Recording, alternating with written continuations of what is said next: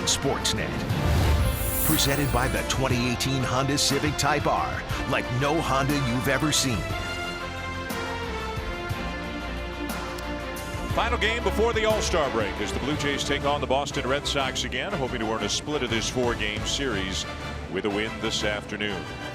Thought they might have a win yesterday. They were up 2-1 going to the 9th, but the Red Sox tied it in the 9th, and then in the 10th inning after the first out, the air on Lourdes Gurriel Jr. And then the hit and run is on, and Brock Holt hits it to the vacated hole on the left side after an intentional walk. Chris Rowley falls behind Xander Bogaerts 2-0, and Bogaerts ends it in dramatic fashion. His 3rd grand slam of the season, and the 9th grand slam that the Red Sox have hit this year. Their franchise record is 11, and the 9 they have this year, Buck, is 9 more than they hit all of last year. Yeah, it's a totally different ball club, and when you give the good teams like the Red Sox, the Astros, the Yankees, they're going to come back. When you give them those extra outs, they're going to come back and beat you every single time. And John Gibbons has seen that in this series, the way that it is a multi-dimensional offense. It's not all about hitting home runs. They steal bases, they play great defense, and they have a very good starting pitching staff. A look at the injury-depleted lineup for the Blue Jays today. You know about Gurriel and Pilar. If you don't, we'll update you very shortly about their situations. Kendrys Morales has had a good series, has had a good 7 games, has had about a good 6-7 weeks, really. He is in the 5 spot for the Blue Jays, and back in the lineup again today because of Pilar's absence with Grichuk moving to center field is Dwight Smith Jr., who continues to make a very positive impression on his coaches and on the organization, you would think. Well, he sure has. A couple more hits in this series so far, including a home run. Brian Johnson will make his 4th start of the season. He's just coming off the disabled list. He had a hip inflammation that had him on the DL. This is his 25th game overall during the season. He actually started the 5th game of the season for the Red Sox, and his last 2 appearances have both been as a starter. He took a loss against the Blue Jays in extra innings when Luke Maile hit a walk-off home run against him at Rogers Center. We have a warmer, slightly muggy day here in Boston. Doesn't look like it now, but there's a very slight chance of a thunderstorm, they tell us, coming through this afternoon. Hopefully we will play uninterrupted as the Blue Jays take on the Red Sox today, and Randall Grichuk finds himself in the leadoff spot and is mentioned in center field after the injury sustained by Kevin Pillar, who was on the DL. Rash Madani will have full details for you in the top of the 2nd inning, but just the headliner is Pillar is not going to be back for about 6 weeks, it sounds like. So we'll see how the Blue Jays play it out of the break. Grichuk is perfectly capable of playing center field. He takes a little bit high, 1 ball and 2 strikes. And whether this just means extra opportunities for Dwight Smith to stay in the big leagues, or whether the Blue Jays dip down into the minor leagues for a guy who's got a lot of center field in his background. Yeah, Grichuk was the everyday center fielder in St. Louis in 2016. He made 106 starts in center, so he's very comfortable out there, and he's very athletic. I think he'll be fine taking over until Pillar can return. The 1-2 on the way. And it's a slow breaking ball into the knees for strike 3 call. Take a look at the defense for the Boston Red Sox. They have a terrific outfield, even though they don't have Andrew Benintendi in left. J.D. Martinez is starting there again today. Sandy Leon, since the injury to Christian Vasquez, he has caught now 5 in a row and 7 of the last 8. And they have really leaned on him heavily, and I would expect that they're going to incorporate Blake Swihart a little more consistently to make sure that Leon doesn't run out of gas. Yannihervis Solarte batting in the 2 spot, playing 3rd base today. The Blue Jays, because of the injuries, are going with just a 2-man bench today. They have 2 extra arms on the roster. Jaime Garcia has been activated to work out of the pen. Ryan Tepera has been activated as well. So the bench consists of Curtis Granderson and Luke Maile. That's it today. Ryan Tepera took a little tour of New England. He Yes. went up to New Hampshire last night and then got the call, hey, turn around and come back. I think he went to Portland, Maine. I think that's where they get, which is further, right? He went 2 hours and then found out, hey, you're coming back. So we'll see whether they get Tepera into the game to get. He was going to get an inning of work in the minors. We'll see whether they are determined to get him into the game today to get him some work. Popped up by Solarte, foul territory, and this one will be back over the dugout. Well, Brian Johnson got Grichuk with a curveball the first out of the ball game, and he's going to throw a lot of curveballs to these right-handed hitters. And he's got a lot of confidence in his curveball. He's 27 years old, and he's dealt with some significant injuries over the last couple of years. Did not pitch in the big leagues at all in 2016. But he's a former #1 pick out of the University of Florida. So they have high hopes for him, trying to figure out where he's best suited on this team. One hopper to short, staggers Bogarts a little bit, but he recovers and makes the play 2 down. It's another curveball. That time Solarte hit it one hop right to the shortstop, who handled it without any problems. Take a look at what Johnson throws overall. He's a 4-pitch guy, and he will go ahead and throw you fastballs. He's going to hit 281 against the fastballs, 262 against his curveballs. He's going to use it a lot against right-handed hitters. The slider hasn't worked so well for him. They're hitting over 380 against that, and he's not going to throw very many changeups. He's basically going to be fastball, curveball. Not an overpowering guy, as you've seen already, but a couple of quick outs, and here's Teoscar Hernandez.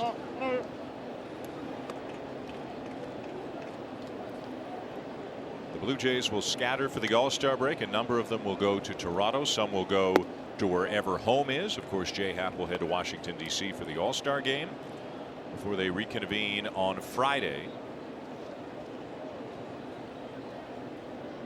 for a homestand, beginning with the Baltimore Orioles and then the Minnesota Twins, a 6-game homestand out of the All-Star break. Yeah, the players have a little more flexibility given the fact the All-Star break is now 4 days instead of traditionally it was 3 days. So you can actually go home and get some rest at your own house over that span.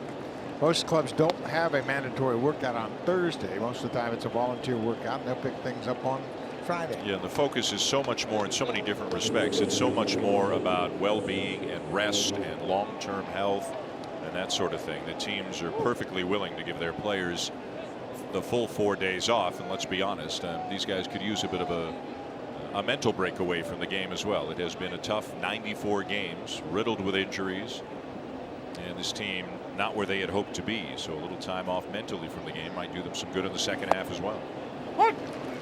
Until you just wonder what the configuration of the roster is going to look like in the second half after the All-Star break, whether or not the Blue Jays are going to make those trades over the All-Star break or wait a little bit closer to the trade deadline. That's the question marks. Well, the need to make some roster moves. Again, we mentioned because of the injuries to Gurriel and Pilar. Right now they've just got a 2-man bench. That'll go up at least by 1 position player. So somebody's going to have to go. And then at some point, again, Marco Estrada, they hope he's going to start the 4th game out of the break, so he'll need to come back. Ryan Baraki, they want to start the 5th game after the break, so he'll need to come back from the minors. So the roster moves will continue for the foreseeable future. Runner at first, 2 down, and the 0-2 to Justin Smoke. Very high, stabbed at, caught by Leon. Yeah, nice job by Leon. He was not expecting that pitch up in the air, and you can see him moving his shoulder around. Sometimes when you have to reach so late for a high fastball like that, your shoulder can slightly pop out of joint for a minute.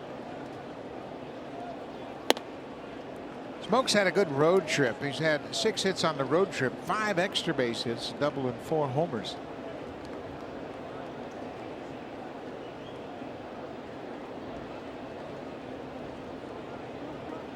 Two out of play.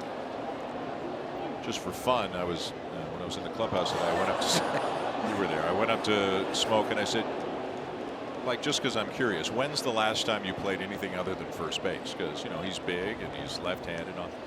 And he said 8th grade he played a little bit of outfield, but he has been exclusively a first baseman for every moment of his life since the beginning of high school until this day. Swing and a miss, and Johnson gets him. And that's all for the Blue Jays. They'll leave the walk aboard. Marcus Stroman to the mound when we come back.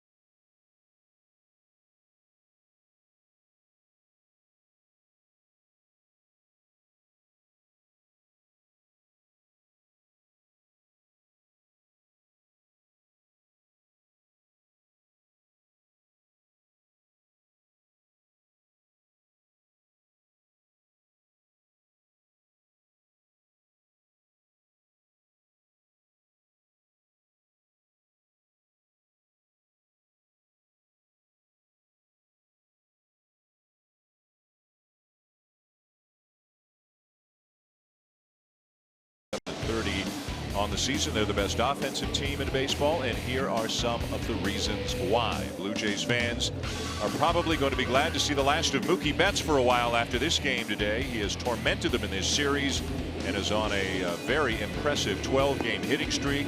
And not far behind Betts is the other half of this dynamic duo, the free agent acquisition, JD Martinez, who hit another home run yesterday. Tough lineup for any pitcher, but Marcus Stroman had a great outing last time out. And he'll be making his 4th career start here at Fenway Park. Stroman against Atlanta. His last time out, 7 strong innings. He allowed a run on 6, and he had 15 ground ball outs in that game. He'll be looking for the same type of results today, trying to keep the ball down, trying to keep the ball in the ballpark. And he has pitched fairly well against the Red Sox for his career, a 4-2 record over the 10 previous starts against Boston.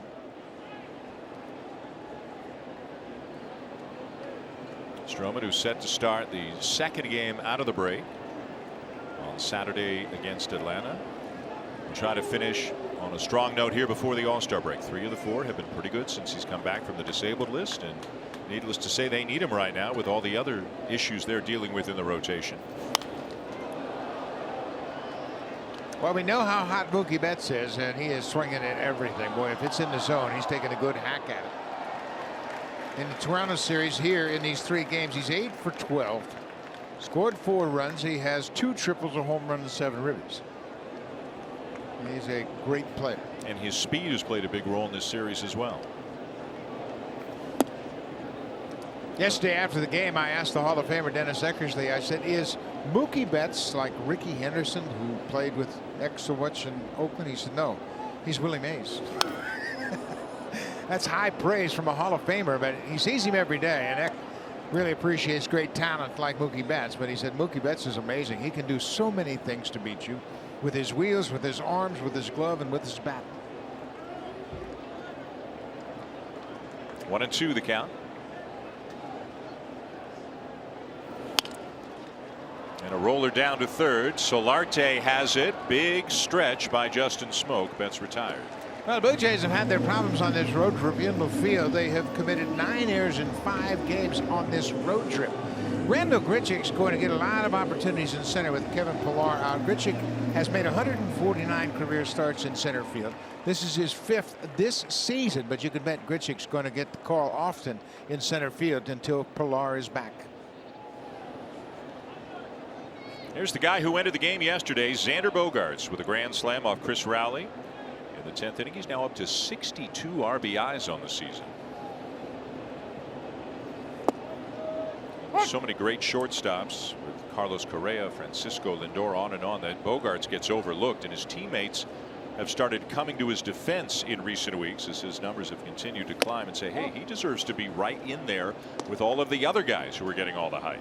Yeah, he sure does. He has already matched his RBI total from a year ago. His career high in RBIs, 89, that happened in 2016 when he was an all-star.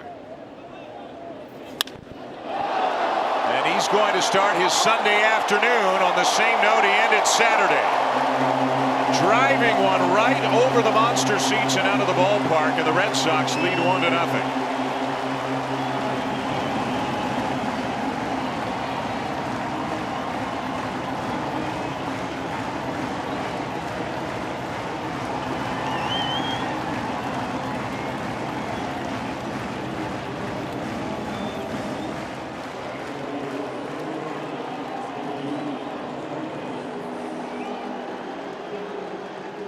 Sixteenth home run of the season for Bogaerts, the 8th that Stroman has given up this season.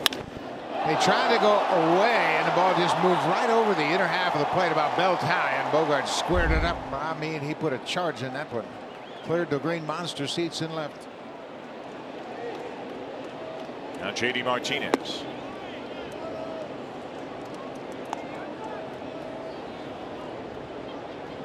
What a weekend for Xander Bogaerts, and there was no doubt about this one. Well, he has been dealt with a wrist injury last year that robbed him of his power, and that obviously wrist is healthy this year. Well, he's had a great season, and I agree with you and his teammates. He gets overlooked. He's a very, very good player. Steady shortstop, and now he's getting back to the offensive hitter that he was a couple of years ago when he had 21 home runs and 89 ribbies. Breaking ball swung on and missed. 2-1 on Martinez, who hit his major league leading 29th home run of the season yesterday. So top three guys in the lineup right now have 23, 16, and 29 home runs before the All-Star break.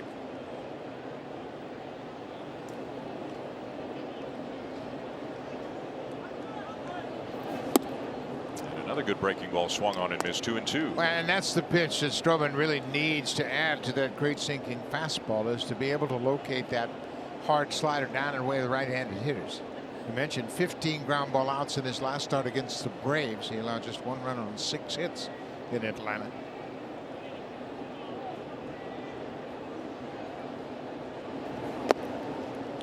Went after it again, but this time bounced it in. Martinez wouldn't chase. Normally Andrew Benintendi hitting in the 2 spot between Betts and Martinez. Benintendi is on the bereavement list right now after a death in the family. Will return after the All-Star break, so Bogart's moved up to the 2 spot today, where Brock Holt was in yesterday's game. This one will be foul and well back into the seats.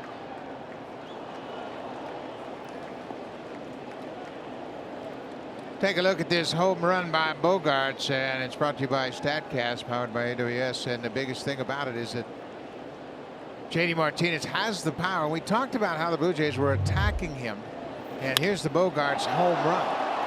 109.5 miles an hour off the bat, 25 degrees, and it went a long way, 425 feet.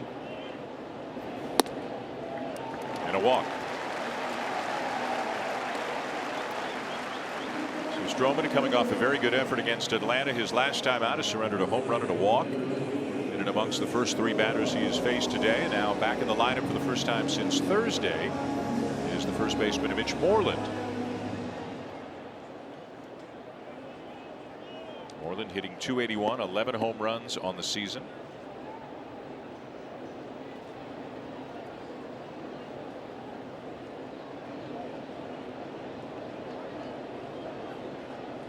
Shift on for the Blue Jays with 3 on the right side of the infield. And it's outside for ball 1. Moreland is one of a number of Red Sox who's heading down to Washington for the All-Star game. Mookie Betts and JD Martinez were both voted in by the fans as starters. Moreland is an American League reserve. Craig Kimbrell, their terrific closer, is on the All-Star team as well. Moreland was voted in by the players. First thing that happens is the fans vote for the starters, then the players select a number of All-Stars, 1 at every position basically, and then 8 pitchers in each league. And so with Jose Abreu with the White Sox winning the fan balloting, Mitch Moreland was the choice by the players to be the other first baseman on the roster.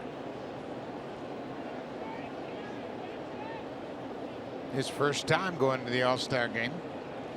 Been a good player for a while. The first base is tough. Yeah. So many good first basemen, a lot of good power hitters. Moreland won a Gold Glove in 2016 while playing for the Rangers. This is the pregame ceremonies where they got their American League All-Star workout jerseys, and there's all 5 of the Red Sox All-Stars. I neglected to mention the tall, skinny guy in the middle right there is going to the All-Star game. He's earned his way there. Chris Sale.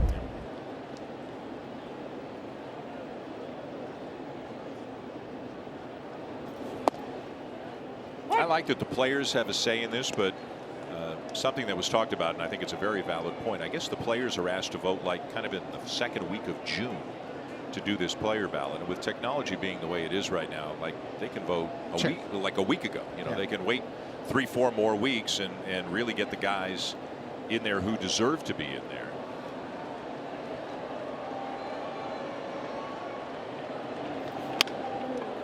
And a slow roller to the right side. Travis did not get the tag on the runner Martinez, and then lost the handle on the ball, so the Blue Jays don't get anybody. Yeah, we had mentioned how the defense has really been hurting the Blue Jays on this road trip. More likely that'll be their 10th error on the road trip, and this is just the 6th game, but defense has really hurt them and given Boston so many more opportunities. Moreland really got jammed Good job by J.D. Martinez to hustle past Travis, and then when Devin tried to make a throw to first base to retire Moreland, he couldn't do that, and it got away from him, and all hands are safe. And Travis is charged with an error, so first and second with a 1 out.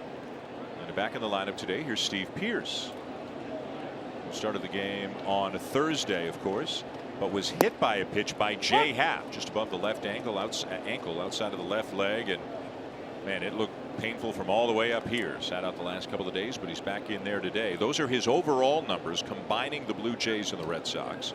Since coming to Boston, he's 11 for 24 with 4 doubles and a home run.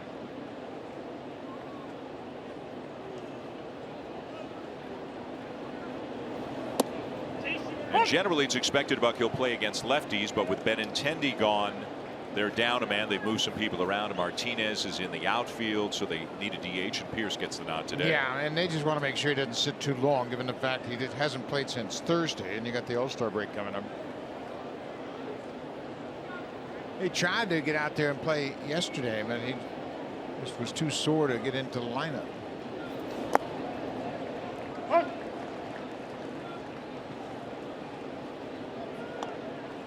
One and two, the count on Pearce with 2 on and 1 out, and a run in already on the Bogaerts home run here in the bottom of the first.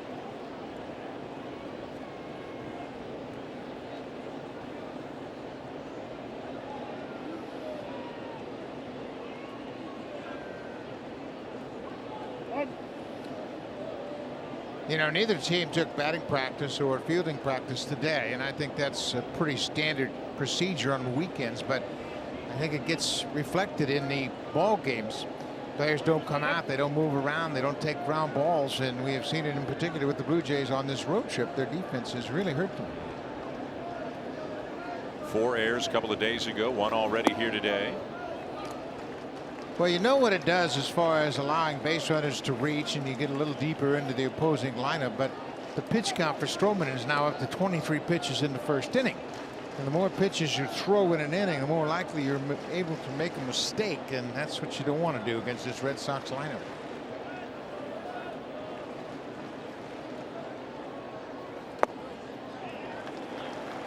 And it's now a full count on Pearce. I think that's why the Blue Jays added a couple of arms today, even though 2 position players went on the DL, in Gurriel's case on the concussion DL. The bullpen's beat up. They've had to throw a lot of pitches, and they just want to have enough coverage here today. So Jaime Garcia, Ryan Tepera back on the roster. 3-2 and a swing and a weak ground ball. Stroman's got it. He'll go to second for 1. Back to first, not in time. But a good play by Stroman, a Gold Glove Award winner, of course, last year. And the end result is first and third, 2 down. There aren't many players that would even attempt to make that throw to second base, but Stroman works so hard on his fielding, and he's so athletic that he was able to field the ball, wheel and fire, knowing that Pearce is the runner from home. And watch how well he makes this play, and what a great throw he makes to second. Right on the money, and they have a shot at doubling up Pearce. But there aren't many pitchers that would even attempt that play at second base.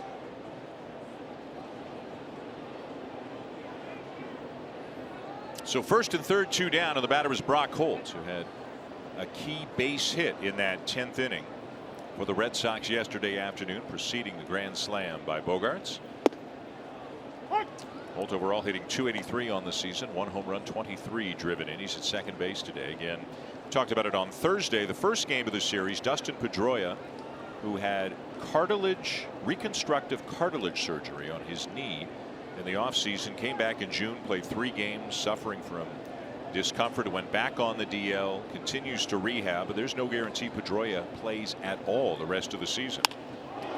Holt lines one to center field, and it'll drop in front of Grichuk for an RBI single. 2-0 Boston. Well, there's the impact of that error by Evan Travis. You keep bringing new players to the plate. Brock Holt's a guy that just always puts the bat on the ball. With 2 outs, he delivers a big hit for the second run, but the Blue Jays have committed now 10 errors on this road trip, and certainly the Red Sox have taken full advantage of the miscues. Okay, look at Stroman's earned run average before the DL. He was trying to pitch through some shoulder issues. He went on the DL, got healthy, and he's been much better since coming off the DL. Here's Eduardo Nunez, who is at third base today, hitting .258 on the season. Stroman getting up near 30 pitches now here on a warm day in the first inning.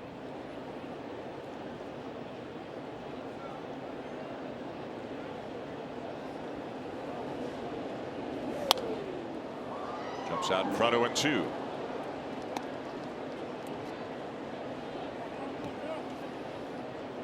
Home run by Bogaerts, an RBI single for Holt, a Travis Air in the middle of it. And it's a long bottom of the first for Marcus Stroman and the Blue Jay defense out on the field.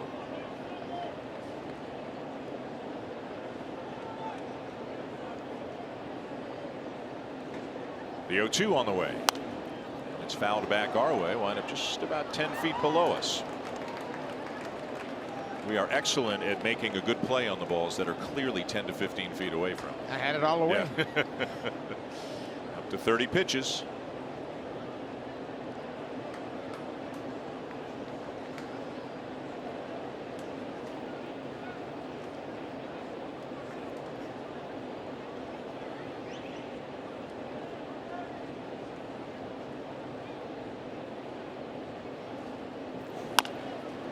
Chopped over the mound and met at the bag by Diaz for the force on Holt. And that's all in the bottom of the first. But the Red Sox get a couple, including another home run by Xander Bogaerts. He ended yesterday's game and he starts his afternoon today with a bang.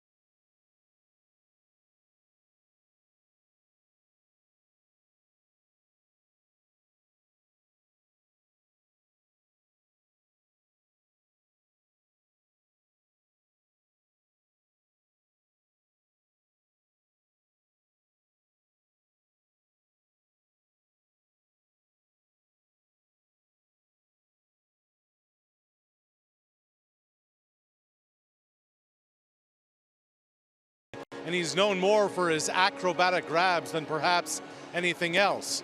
But as John Gibbons pointed out today, maybe all of that caught up with him after an injury that was more a football issue or maybe something you'd see out of a car wreck. This was the scene outside the Blue Jays clubhouse this morning. Pilar in that sling after suffering a grade 1 to 2 SC joint sprain. Essentially the collarbone stretched through ligaments attached to the chest wall. It'll likely keep him out around 6 weeks. And of course the injury happened early in the game yesterday. Pilar making this terrific grab in center. Kevin ran off the field into the tunnel to the clubhouse and right to the hospital. Pilar today said that was not at all more aggressive than any other catch and said he wasn't disappointed with how the injury happened. I asked Kevin today, will you be gun shy when you return about throwing your body around?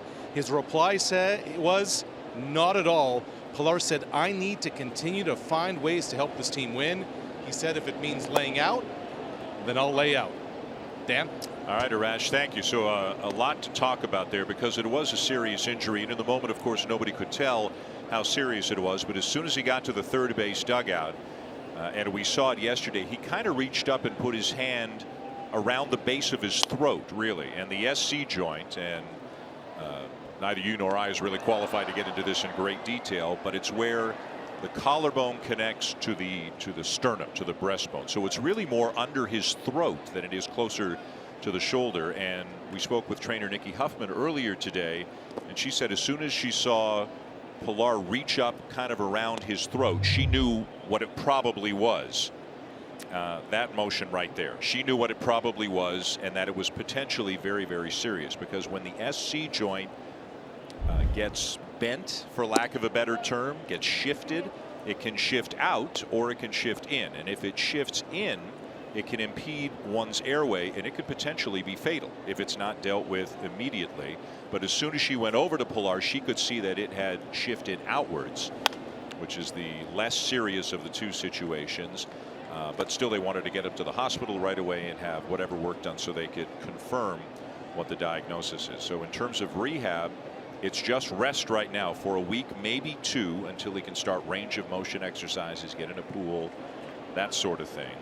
And the timeline is likely about 6 weeks on the injury. He said the worst thing is going home for the All-Star break, and he and his wife have a new baby, and he said, I can't pick my baby girl up for the time I'm home. There, he's really immobilized in a sling wrap. Yeah, he's probably going to be in a swing for about a week. And you know what? We see these baseball injuries all the time, and we kind of slough them off. But to her credit, Nikki Huffman recognized immediately the significance of the injury, and instead of trying to manipulate the arm or have him move it around, she said, just stay where you are. We're going to the hospital, and we're going to see a doctor right away. Good job by the training staff. Leadoff walk to Morales here in the second, and the batter is Russell Martin. In terms of Lourdes Gurriel Jr., so everybody remembers him getting kicked in the back of the head yesterday by Eduardo Rodriguez, inadvertent play on that play at first base. And Rodriguez, by the way, is on the DL with a sprained ankle as well. And there it was right there. And Gurriel was examined on the field, as is the protocol in Major League Baseball. And he was examined each subsequent inning when he came off the field, as is the protocol. And he said he was fine. And it was only after the game, after Bogaerts hit the grand slam and the defense came in off the field, where Gurriel went up to the training staff and he said, I've got a headache and I'm feeling nauseous. And so they went through the concussion protocol, and it's been determined that Gurriel does indeed have a concussion. So for those who may not be aware, something relatively recent in baseball is the 7-day concussion DL. And Nikki Huffman, who was busy talking to us before the game today, said often symptoms of a concussion don't appear immediately. They can take up to 24 hours to materialize, and that was the case. Not 24 hours, but an hour or 2 until Gurriel felt them. And he was in the clubhouse today. And so he's on the concussion DL, and he will go to Miami during the break. They feel he's well enough to get on a plane and travel. He'll go back home, which is Miami. They'll keep in touch with him during the break. As Martin skies one on the third base side. Tricky sky today. And there to make the play is Nunez. Martin retired one down. And after the break, he'll have to pass a series of concussion protocol tests again before he gets activated. Yeah, and it's a great step forward for the health of the ball players. Obviously, we never had anything like that. Nobody even talked about concussions or whether or not it was a concern. But they have baseline tests in the spring for every player. And then they compare those baseline tests to any time a player is injured, and then they'll see the red flag and they act quickly. Devin Travis, the batter. First pitch swinging and a drive to center field. Tracking back is Bradley, just shy of the track, 2 down. Who does Jackie Bradley Jr. remind you of playing center field? Devon White. Absolutely. I knew you were going to say that. So 2 down, and here's Dwight Smith, who is back in the lineup and figures maybe to get a more extended look. We'll see how the Blue Jays play it out of the break, but with Pilar gone for 6 weeks, will Smith be the guy who sticks as a big leaguer for the next several weeks? And as we talked about yesterday, and he hasn't been in the majors all that much, a little bit this year, a little bit last year, but he's got better numbers in the big leagues than he does in AAA. It'll happen from time to time, and when you think about it, obviously your focus is very keen when you get called to the big leagues. You've got big league coaches that'll help you get prepared for facing a big league pitcher. Plus the conditions are better, there's no question about it, especially playing in night games. The lights are much better, you can see much better. Lots of things play in your favor. Obviously the talent is totally different than anybody you see in AAA, but he's been able to make a nice adjustment, and he has swung the bat well. He's one of those guys that you see play for a while and go, well, he's okay. And then the next week you say, well, he's not too bad. He's been doing a nice job. John Gibbons loves the quality of at bat he gives him against lefties, too, for a left-handed batter. I asked him about the leg kick. He's got like a Josh Donaldson type leg kick. And I said, how old were you, or how long have you had that? He said, since I was about 11. I said, 11? Really? You were doing that as an 11-year-old? And he said, yeah, he said, I've always tried to generate more power. He said, I used to just have a small stride, but I've been trying to generate more power, and the leg kick is the way I thought I should do it. Well, and think about it, too. As an 11-year-old, when you watch TV, you see major leaguers, and that was a big part of a lot of major leaguers' approach. high leg kick, and of course his dad played in the major leagues too, so he's been exposed to Major League Baseball for a while. Inside corner, a full count. Such a timing mechanism when you're up, and I mean, some great hitters have leg kicks, but when you're up on one leg and that right leg is in the air for such a long time, you don't know if you're getting a fastball or a breaking ball, but it's working for him. Morales will be on the move on the pitch.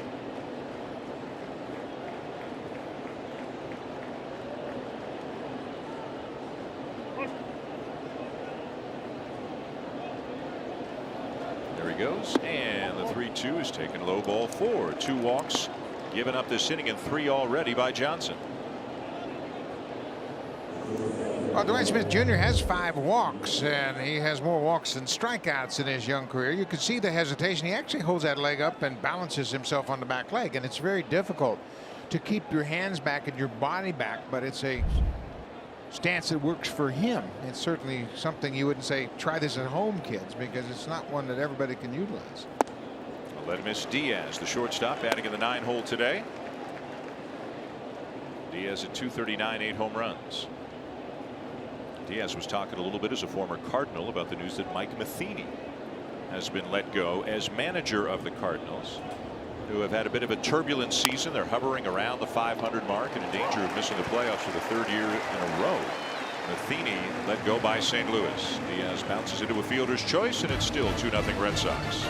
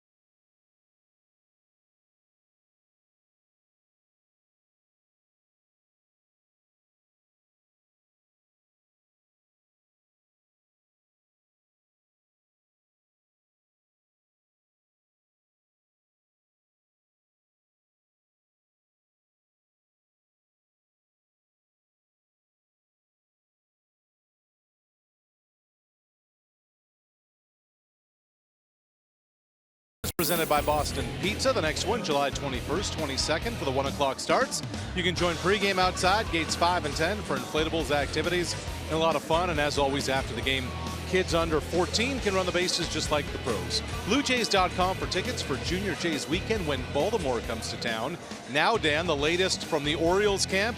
They may want to trade Machado and Britton separately. There had been reports that perhaps they could be a package deal come the deadline, but now perhaps the reliever and infielder go in different directions. Well, and I think this is something, thank you, Arash, the teams are always wrestling with, is can they do better when they split their best commodities up or when they include them together. Teams are so hesitant to give up the top prospects right now that if you want a team's really good prospects, you might have to package multiple players their way as opposed to multiple top prospects going for one really good player. But with Machado being a pending free agent, he's a rental. Britton's a rental because he'll be a free agent at the end of the year. But they got to go somewhere. I mean, I've got to believe the Orioles will be able to get more for Machado in a trade than they would get as a compensation draft pick if they held on to him for the rest of the year and then just let him walk. It's such a fluid situation because so much depends on what the other teams are doing, and we still got time after the All-Star break before the trade deadline, and you look at all the pennant races and the needs of all those teams, and you keep hearing the Dodgers, the Phillies, the Yankees, all in the discussion about Manny Machado. But you never know where there might be a surprise team that pops up and says, okay, we're going to really take a shot at this thing. But how many teams have the resources of the players in the minor leagues, plus the ability to compete and maybe go to the postseason? Of course, Houston is one team that you wouldn't expect Machado to go to because they're loaded with talent. Yeah, you hear Philadelphia, you hear Milwaukee a fair bit. Milwaukee has just slipped behind the Cubs as the Brewers have lost 5 in a row now. They're a game and a half back in the Central. But you know, everybody needs a little spark, and I think that's what GMs are thinking about. What's going to spark our offense? What's going to spark our team emotionally? I mean, just think about what the Blue Jays were like in 15 when they heard Troy Tulowitzki, and then a couple of days later, David Price. I mean, it just energized the whole country. Not to mention what it did to the clubhouse, but Dave Dombrowski's aware of that.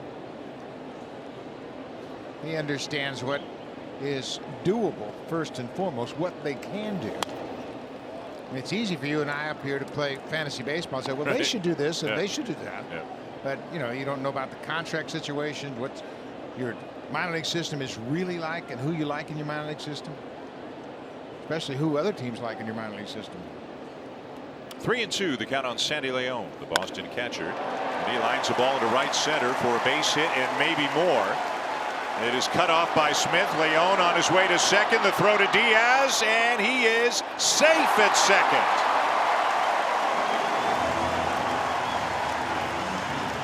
Dwight Smith Jr. made a nice play. He had a long way to go. They were playing in the opposite direction as Grichuk was shaded over in left center. So Smith has a long run, and then the throw is a good strong throw, but it's just not in time for Diaz to put the tag on the sliding catcher Leon. Where he came off the base, and Diaz was aware that he was trying to maintain the tag. Look how he reaches for it. He switched feet, and they're going to have a look at that. Yeah, he might have. This might be kind of make the Blue Jays feel better about the Grichuk one yesterday, because Leon definitely beat the throw, but then a bit of a pop-up slide. And was he up in the air when Diaz put the tag on him right there? Was he off the bag? Yeah, he was. He certainly had lost contact. He does not have a foot on the base, and right there it looks like he is clearly out. Yeah. So good on Lemus Diaz to keep the tag on Leon, and again, you got to credit Grichuk and Smith for getting together and communicating, because Smith is the one that had to make that play. He had a long run from right and then made a strong throw to second. And all the Blue Jay fielders looking out toward the scoreboard, watching what people here at the ballpark are seeing, what you at home are seeing. With the headsets on for the umpires, they're coming off pretty quickly, and he's out. Well, that's a big break for the Blue Jays, as Leon will be credited with a single, and he's out trying to advance into second base. That's a big out for the first out of an inning. And an outfield assist for Dwight Smith in the process. Smith now getting some instructions. Where do you want me to play against Jackie Bradley Jr.? Tim Leeper handles the positioning of the outfielders, Luis Rivera of the infielders. They're all getting themselves sorted out here against Bradley, who's been hitting better lately and has been hitting the ball to the opposite field more lately. It's one of the things the Red Sox have been working with him on as he takes outside ball one. First outfield assist in the big leagues for Dwight Smith Jr. First out here in the bottom of the second. Well, it's such a big play because the Red Sox would have had a leadoff double, nobody out, and then Jackie Bradley Jr.'s bat changes dramatically. But nice play by Smith as he continues to impress with his play both at the plate and in the field.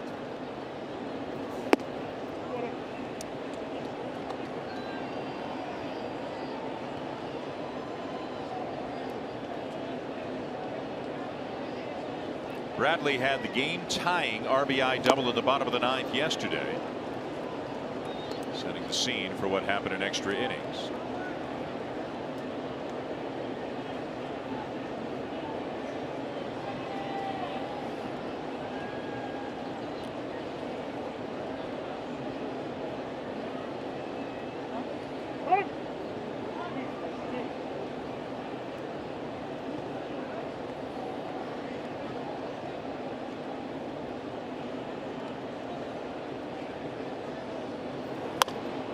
pulled foul.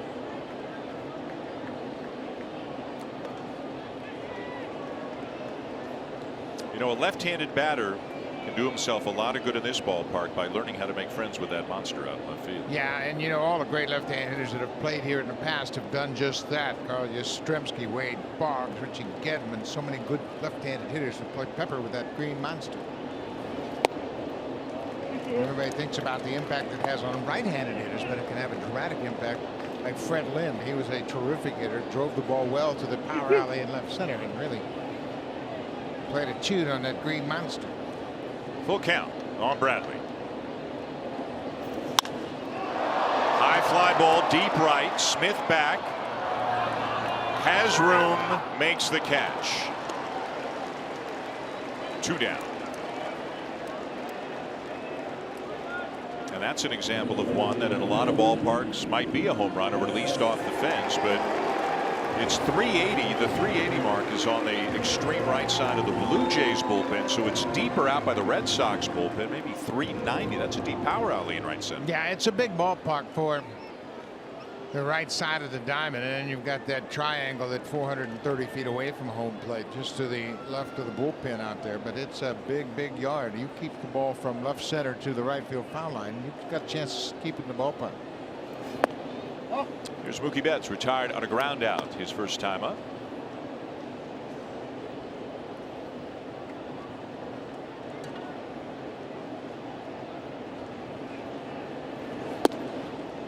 And a strike, 1-1.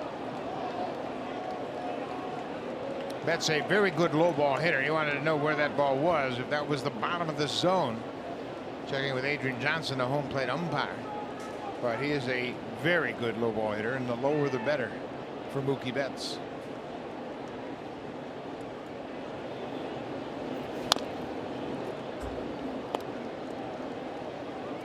Coming into the game today on a 12-game hitting streak, and that's not just getting one hit every game. He is swinging it to the tune of a 480 average in those 12 games. 24 hits in the 12 games. He is scoring more than a run per game this year. They need some help to do that, but obviously he's putting himself in position to score a lot of runs. I don't know if he can keep that up, but that's extremely rare territory to score more than a run per game. Well, you have to think about it too, the fact that he missed 14 games with an injury.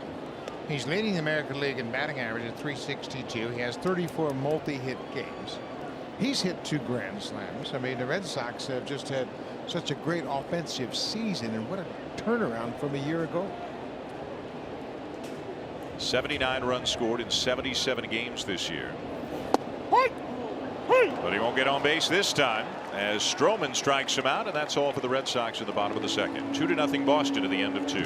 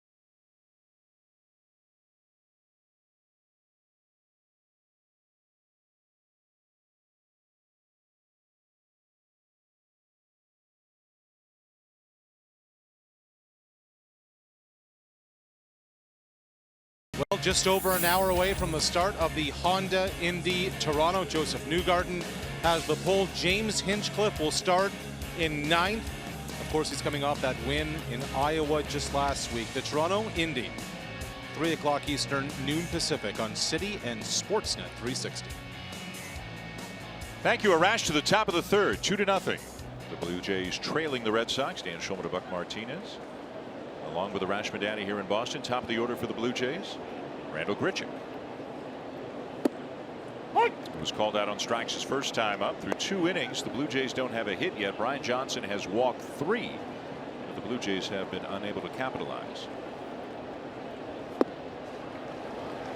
We had talked about how often Johnson would throw that curveball to right-handed hitters, and he is really confident he can use that anytime. He can get back in the count. He can use it as a wipeout pitch with 2 strikes.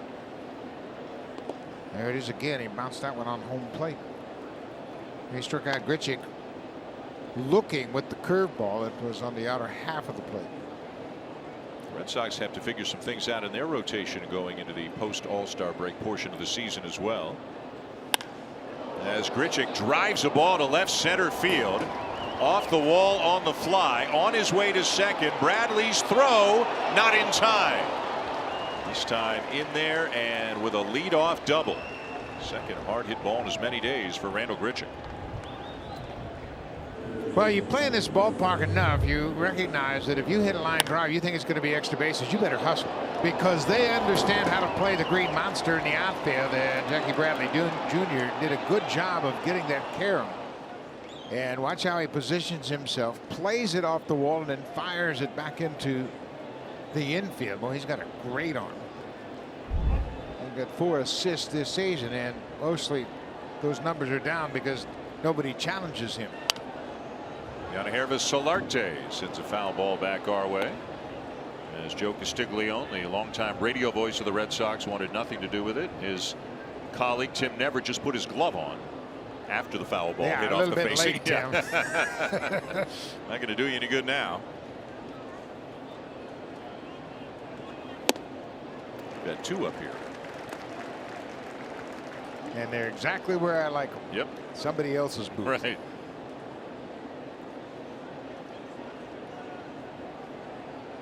You'll remember when we used to do games at Old Tiger Stadium in Detroit, such a great old ballpark. And the broadcast booth at Tiger Stadium is so low and so close to home plate. I mean, you had to be beyond alert, or you could be in trouble, because those balls, the foul balls, were coming back fast in Detroit. Popped up by Solarte. Who wants it? It is Sandy Leon. Brian Johnson was on the mound, and normally, of course, the pitcher doesn't make the catch on the pop-ups, but he was shielding his eyes, trying to find it in the sky, and he never saw it. It was a good thing that Sandy Leon took charge, because Johnson wanted nothing to do with that. Yeah, this is a very difficult ballpark, and that sun is really challenging for everybody. This is the previous foul ball, just underneath Joe Castiglione's radio position up there, right next door to us. See me over there wanting nothing to do with it. Nothing. I heard you call Joe. Joe, you got it. That's right. There's Teoscar Hernandez. Well, he's the senior guy in this ballpark. It's his job to take charge out there, make the plays. Teoscar walked his first time up. Red Sox 2 with the Blue Jays nothing. Grichuk at second with 1 out.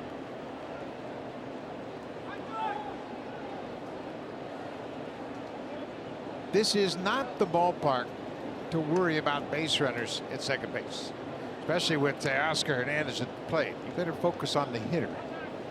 And Grichuk's not going to steal in a situation like this.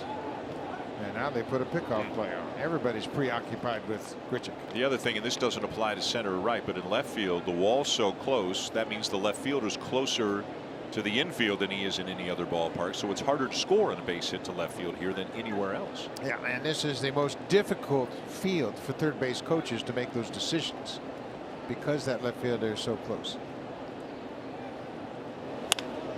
High fly ball left field.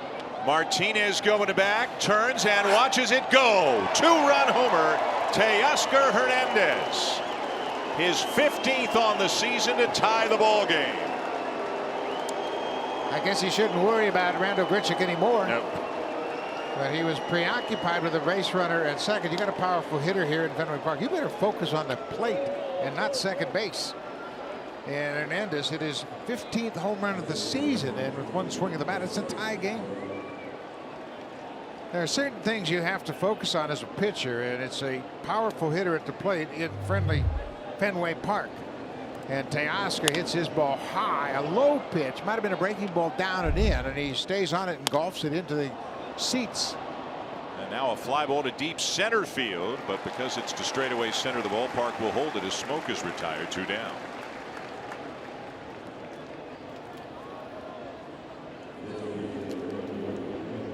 Well, there haven't been a ton of bright spots in the first half of the season, but I think the way Teoscar Hernandez has swung the bat has been one of them. 15 and 39 now with this 2-run home run, 15 home runs, 39 RBIs, and yeah, he has been a pleasant surprise.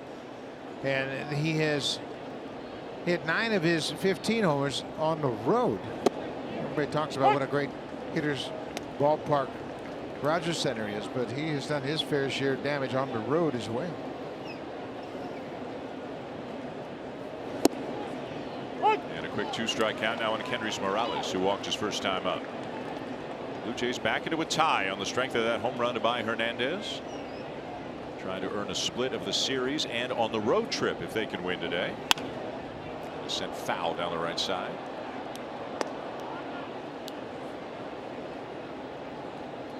A little bit later on today is the Futures game, which is kind of like the I guess like a top prospects game. Top prospects from different organizations gathering in the city where the All-Star game is down in Washington. Bo Bichette and Danny Jansen both in the starting lineup for the U.S. team in that game. There's a fly ball to right center, and Bradley's there. Morales retired, and that's all for the Blue Jays. But Teoscar Hernandez making some noise, launching one up above the monster. Number 15 on the season for Hernandez, and it's all tied up at 2.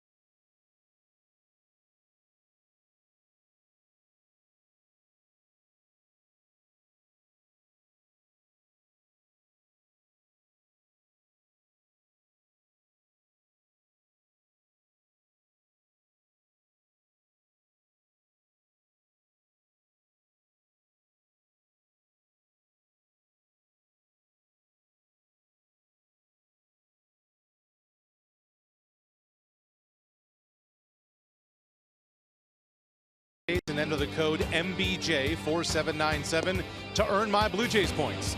The entry box can be found on your My Blue Jays homepage, and the code must be entered by 4 a.m.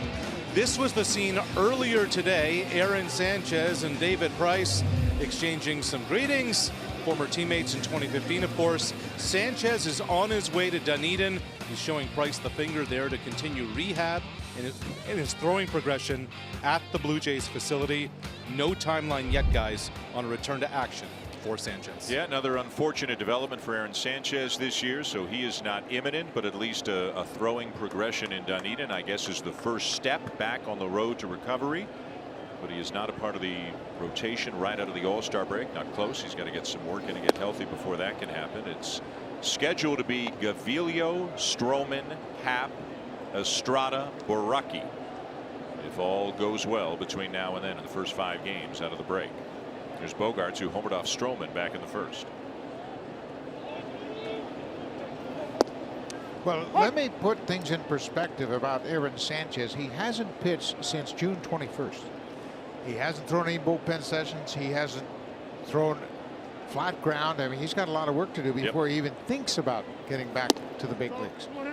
When you think about the length of spring training and why it's so long, it's all about starting pitching and how you have to build yourself up again. And he's going to have to go through that entire progression again before he rejoins the Blue Jays.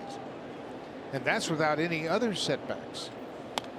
So it could be mid to late August. It even could be expanded rosters in September. Absolutely, it could be. Yep. And you know what? And you know, the 10-day DL, how many guys come back in 10 days? I mean, that's just the reality of it.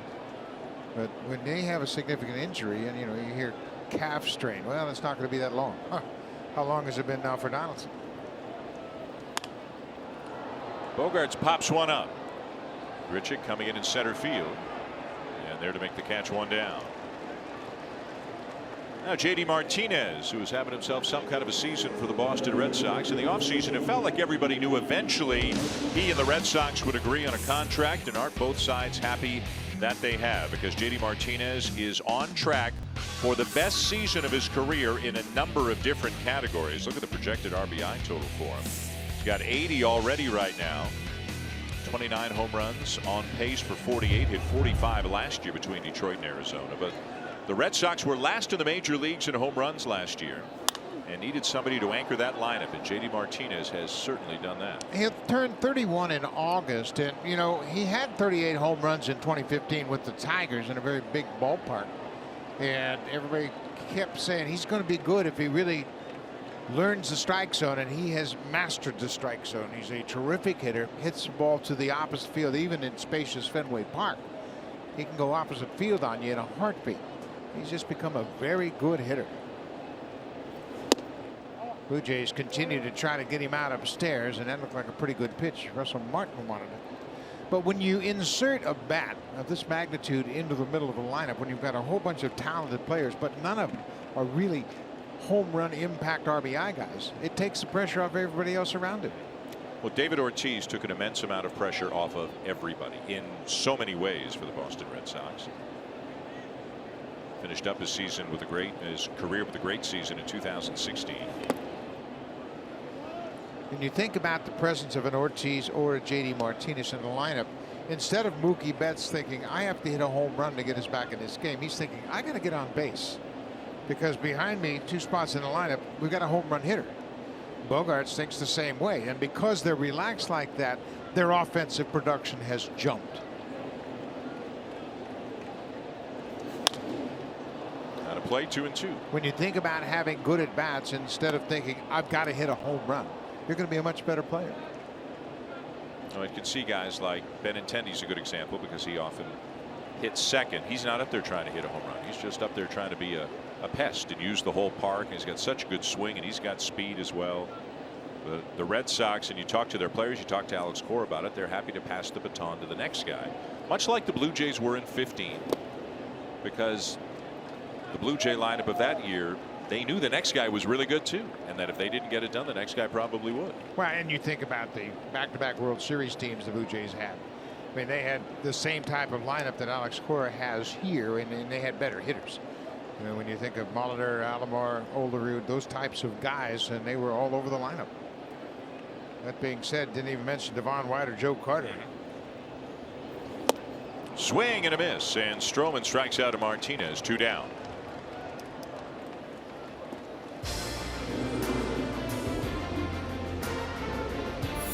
The diverse Civic family, our most powerful lineup yet. Honda, proud fan since 1977 and the official vehicle of the Toronto Blue Jays. Here in Boston, a 2-2 tie between the Blue Jays and Red Sox. The Sox batting in the bottom of the third. Dan Shulman, Buck Martinez, and Arash Madani. In the final game before the All-Star break, Mitch Moreland, the batter, he reached on an error in the first.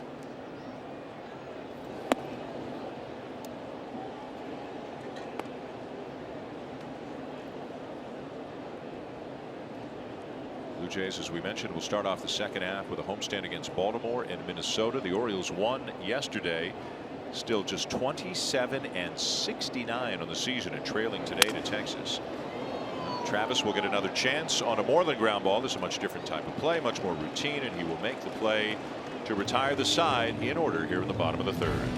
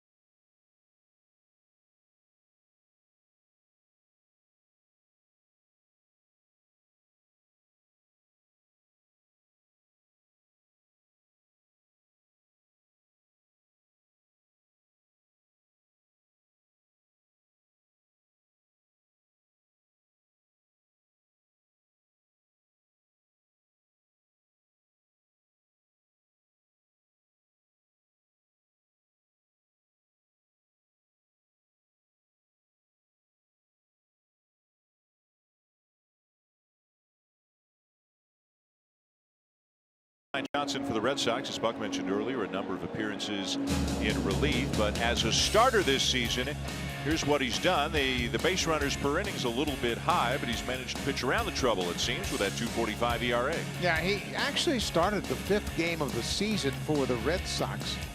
That was against the Marlins in Miami.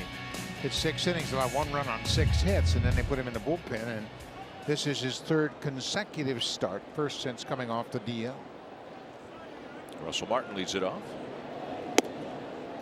Martin popped up in foul territory to the third baseman Eduardo Nunez his first time up.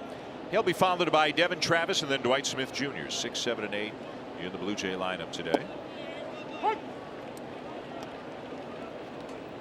Johnson's status really important now with Eduardo Rodriguez going on a deal with the ankle sprain. They got Pomerantz on the deal with a biceps issue. Stephen Wright, the knuckleballer's got a knee problem, so they've got some starters that are dinged up. So they'd love to see Brian Johnson have a good start here. Final game before the All-Star break. And I think their real pressing need, if you can have a real pressing need, at 67 and 30 is the bullpen. Maybe a righty and a lefty. So it complicates things a little bit if Rodriguez is going to be out an extended period of time. Now with the 10-day DL and the All-Star break, might not miss that much time. Depends on the severity of it. Bradley will make the catch. Boy, he was fighting the sun. Look where Mookie Betts is. He saw the problem. It was right there just in case. Let's go back to the studio. Here's Jamie.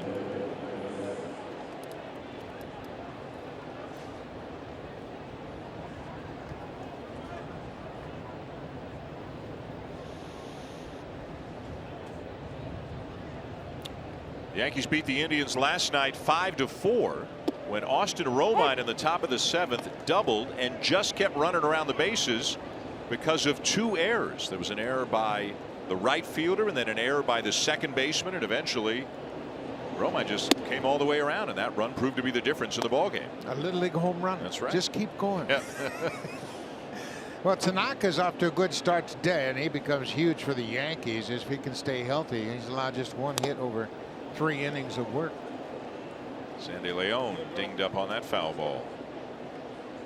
Adrian Johnson, a little professional courtesy as he walks the ball out to the pitcher's mound to give Leon a little time to regroup a bit. Leon, of course, going to get the majority of the work, and that one looked like it caught him right under the collarbone.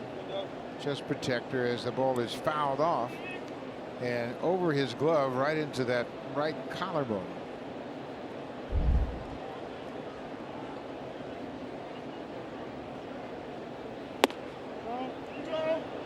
You know, those guys, and you're one of those guys, man, they're tough back there. I mean, that happens, you know, however many times it happens a game, but I don't know how guys play through that kind of stuff. Well, you know what, Dan, it really brings into perspective the great hitters that were catchers, because you're so beat up all the time. When you think about Mike Piazza and Pudge Rodriguez and Carlton Fisk, the great hitters that played with so many injuries, Johnny Bench, Russell Martin in his heyday, you got sore hands, you got sore thumbs, you got sore shoulders, everything, and then you can still put up offensive numbers. That speaks volumes about how tough they are.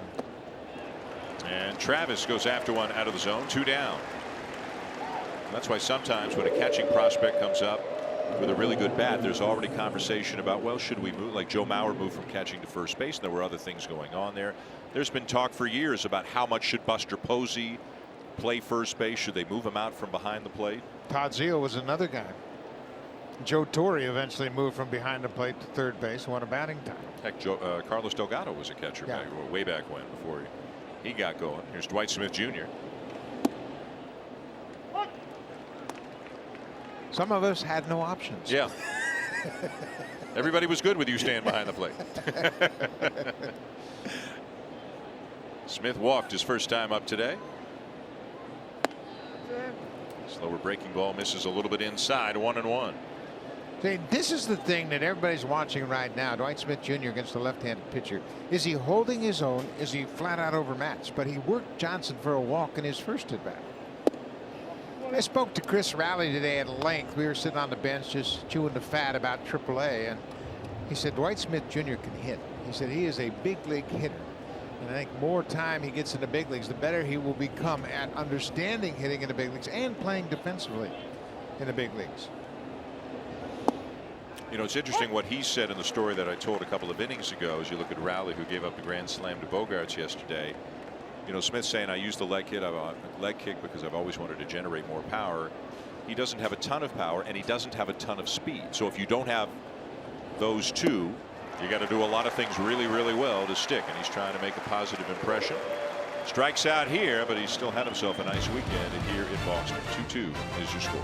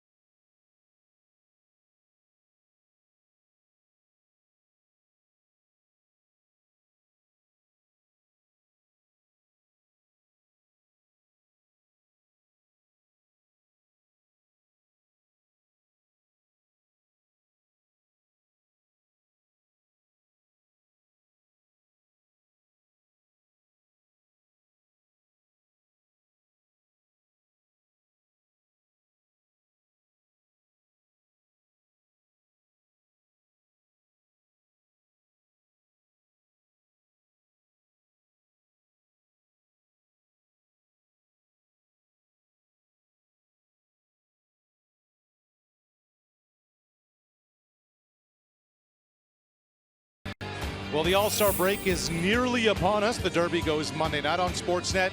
The game Tuesday evening. Tampa will not be sending catcher Wilson Ramos. After all, it sounds like he could be out weeks, maybe even months with injury there. Meanwhile, the Futures game is going on this weekend. Torrey Hunter managing Team USA, David Ortiz, Team World. Hunter said on Ortiz, once we get off the field, he's my friend. On the field, he's my frenemy. That's how we feel about Arash when we do games with him as well.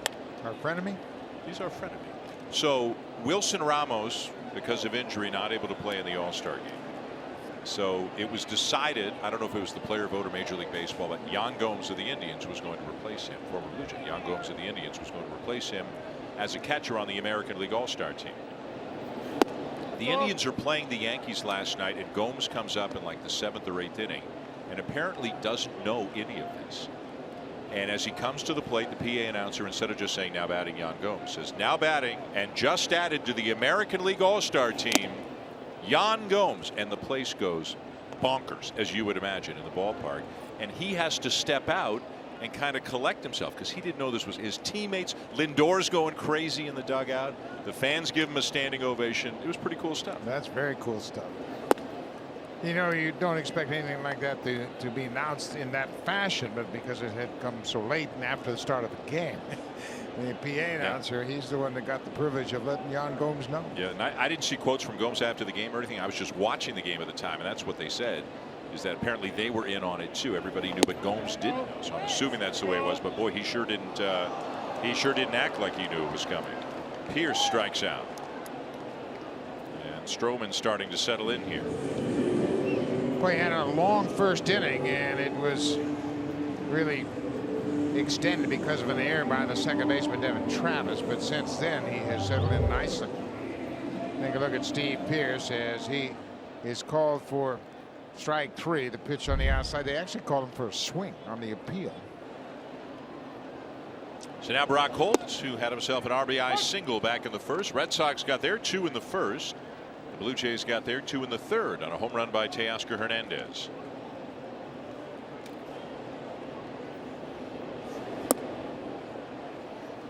A little more depth in that breaking ball there. Got Holt to swing over to the top of it. Marcus trying to finish up strong after a good outing last time out in Atlanta. 7 good innings, 6 hits, and just a single run. We've talked about the 2-strike approach of the Red Sox throughout the 4 games of this series, and Tim Hires, who's the hitting coach for the first year with the Red Sox, has told his hitters, listen, when you're facing tough pitchers like Stroman, with 2 strikes you have to give up something. So give up the ball on the inside, cover the outside sinker, whatever it is that you feel comfortable with. So there he just had to defensively swing at that inside fastball. But Hires said you can't have everything covered with 2 strikes, so you have to make a decision. What are you most comfortable with against a particular pitcher with 2 strikes, and you've got to sacrifice the other side of the plate.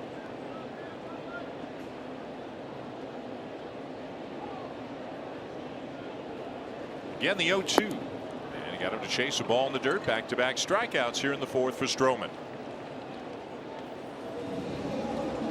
Well, Marcus had such an extended first inning. He's been re-energized after that first inning, and he's making great pitches. This looks like a sinking fastball, as it just was hard at the plate, and then it just disappeared. Holt with 2 strikes chased it. And that's 7 in a row now set down by Stroman. 2 down and the base is empty here in the bottom of the 4th, and the batter is Eduardo Nunez, the 3rd baseman, who reached on a fielder's choice.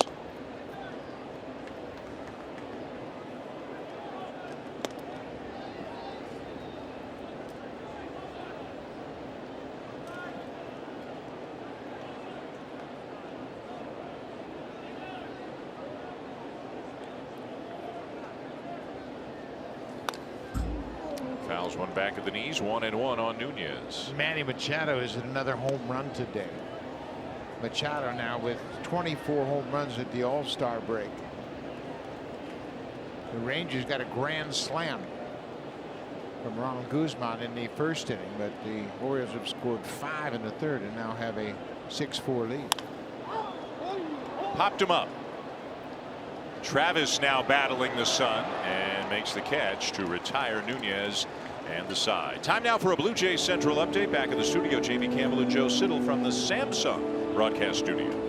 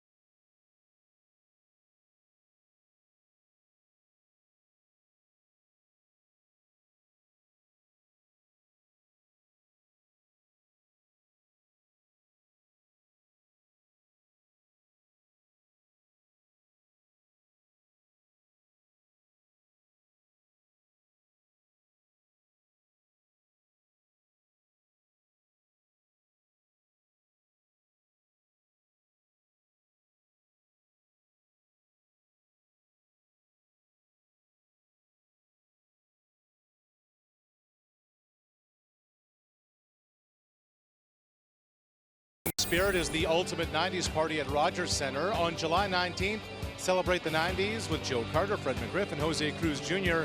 Tickets on sale now at bluejays.com/extra innings.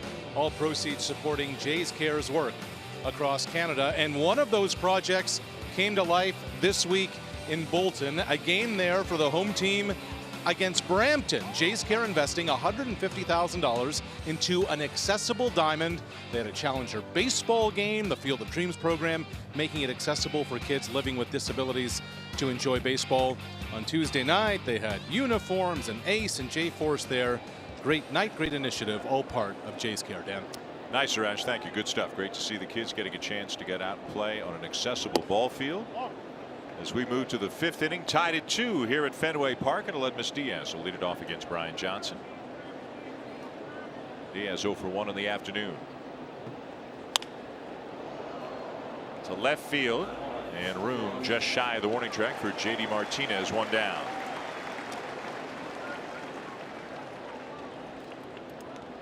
That's 6 in a row now retired by Johnson since the home run from Teoscar Hernandez. We had mentioned Johnson was a first-round pick of the Red Sox in 2012. He was a compensation pick for Boston for the loss of Jonathan Papelbon. He was drafted out of the University of Florida, and he was a finalist for the John Olerud Award, which is the top college two-way player in the nation. And he was a very good hitter and obviously a very good pitcher. And I think that's terrific that John Olerud would have an award named in his honor. He's such a first-class guy, and he was a terrific two-way player at Washington State. And the Blue Jays drafted him, but Johnson in 2012 was a finalist in that John Olerud Award category. Must be nice when you're so good at both. And you could probably have a professional career as either, maybe even a major league career as either. Of course, Shohei Ohtani is now trying to do that, dealing with the elbow issues, so he's a hitter just for now. But there were other guys who had the ability to do both, but 99.99% of the time your organization chooses a path for you in the low minors. Mitch Moreland, the first baseman for the Red Sox, was the closer at Mississippi State and the right fielder. And they actually tried him pitching in the minor leagues with the Rangers before he came up as a first baseman. Nick Markakis, who we just saw in Atlanta, he too was a two-way pitcher and an outfielder out of junior college when the Orioles took him #1. So yeah, you know, first of all, they're great athletes, and oftentimes when you're playing in high school or college, you're the best athlete on the team, whether you're a hitter or a pitcher, and you can do both. This one foul and a back out of play off the bat of Randall Grichuk, who's 1 for 2 today. Struck out in the first and doubled and scored in the third.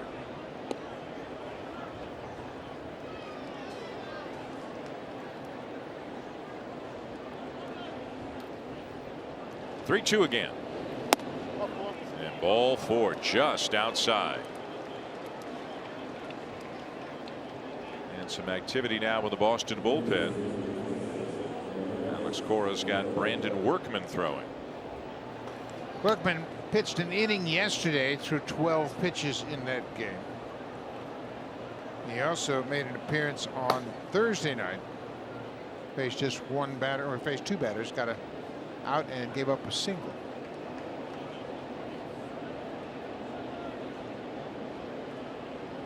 Yangervis Solarte is 0 for 2.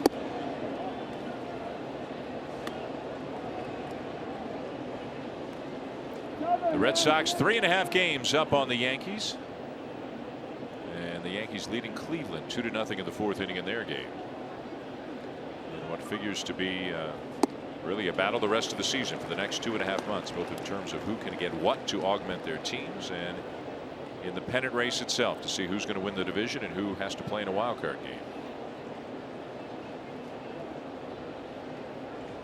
I think the last time the two teams both won 100 games in the same division was 1993, I think, when Atlanta, which was in the National League West at the time, and San Francisco both won over 100 games. That was pre-wild card. Yeah, and that's very disappointing, obviously, when you have that kind of season and you don't even get a chance to play in the postseason. But there have been some instances in the past, and certainly '78 when Boston won 99 games, but they too went home and watched the Yankees play in the postseason. 1993, the Braves went 104-58, and the Giants went 103-59 and went home.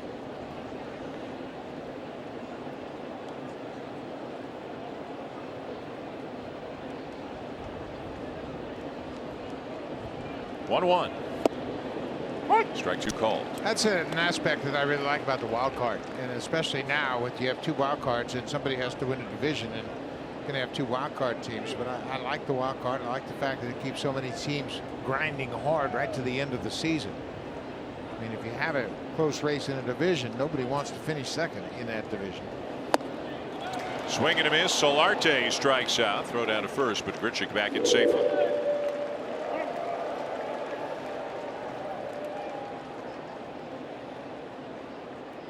And Alex Cora is on his way to the mound. He's not going to let Johnson face Teoscar Hernandez again. He's going to go to the right-hander. Yeah, and we had talked about it. This is just the fourth start of the season for Brian Johnson, so he has made the call. A job well done as his day has come to an end. Teoscar Hernandez hit a 2-run home run off Johnson in the third inning, so he will not get a chance to face him here in the fifth. So Johnson out, Workman in, Hernandez waiting, and it's tied at 2 in the fifth inning here at Fenway.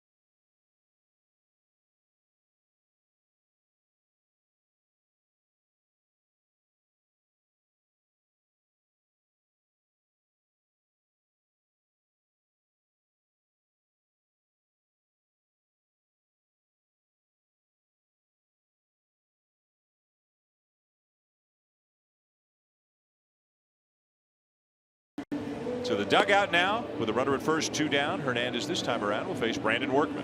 We had talked about it throughout this series how the Red Sox bullpen has not been all that consistent. Workman's making his 19th appearance of the season. This will be his 3rd appearance in this series. He threw a 1/3 of an inning on Thursday, got an inning of work in last night's game, and now he'll face Teoscar Hernandez. With 15 home runs, has moved within 1 of the team lead, shared by Yangervis Solarte and Justin Smoak.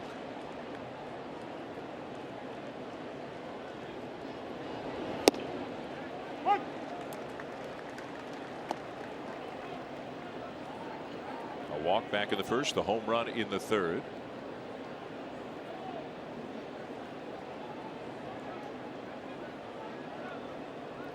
Lead at first by Grichuk, who's got pretty good speed. 3 steals on the season, doesn't run all that often.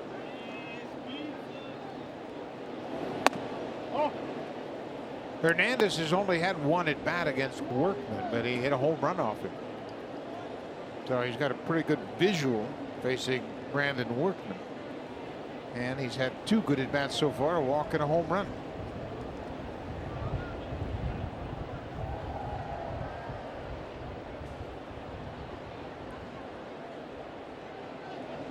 One and misses inside, ball 2.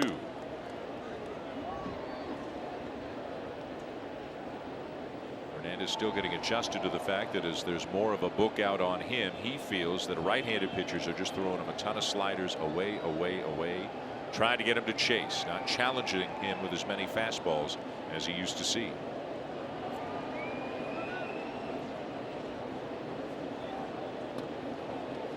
Well, what he has to do is he has to make up his mind that if that slider is in the middle of the plate out of the pitcher's hand, it's going to be a ball. So if he sees the spin and it's on the inside part of the plate, that's the one he can hit. But you've got to identify quickly the location of that pitch and where it is on the plate when you recognize that it's a slider.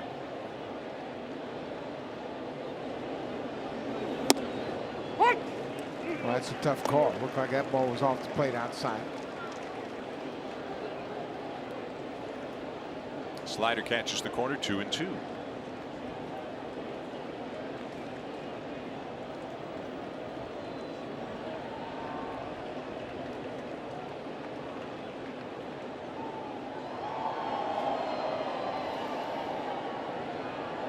Runner goes, and it's fouled back by Hernandez. Why not? Yeah. Well, and Sandy Leon has not thrown well this season. He's caught just 2 of 16 base runners. So Gritchie's got decent speed, and it's 2-2. Got 2 outs. See if he can't catch him by surprise.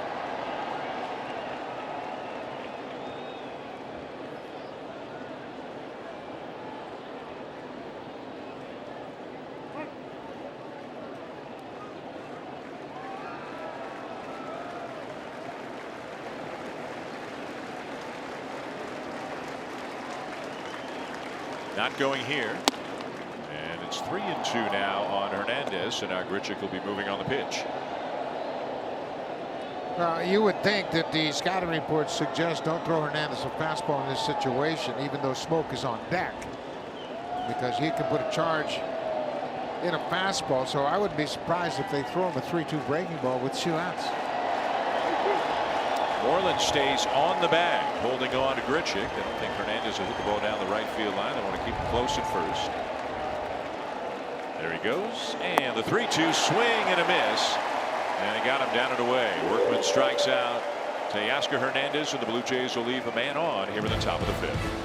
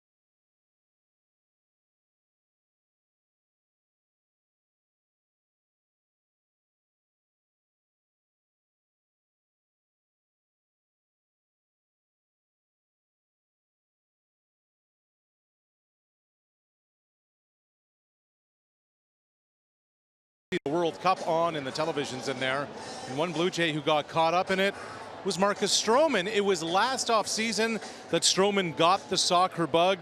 He went to Europe, and while over there went to an AC Milan game at the San Siro and a Paris Saint-Germain match.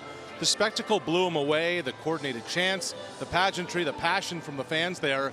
Stroman was mentioning in the clubhouse this week he'd love to go back to one of those stadiums again. Russ Martin this morning was wearing a France national team jersey in the locker room. He and Teoscar Hernandez glued to the final. And what a party, Dan, must be going on at the Champs-Élysées tonight. France, the champions of the world. I would imagine. What a run it was for them. You always see players in clubhouses watching. It could be football, it could be soccer, it could be the NBA, it could be tennis, whatever it is. Athletes love watching other athletes who are at the peak of their game. Yeah, they sure do. And obviously, this generation of baseball players, a lot of them have played soccer. You see Russell Martin always kicking a soccer ball around at Rogers Center. They're of the generation where soccer was part of their upbringing as well. Sandy Leon leads off the bottom of the 5th for the Red Sox at a 2-2 tie.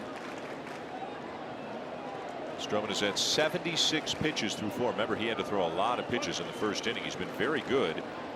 He's actually faced the minimum since the second.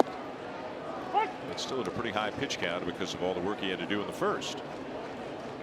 And again, the Blue Jays have some extra arms in the bullpen, with Gurriel going on the concussion DL and Pilar going on the 10-day DL.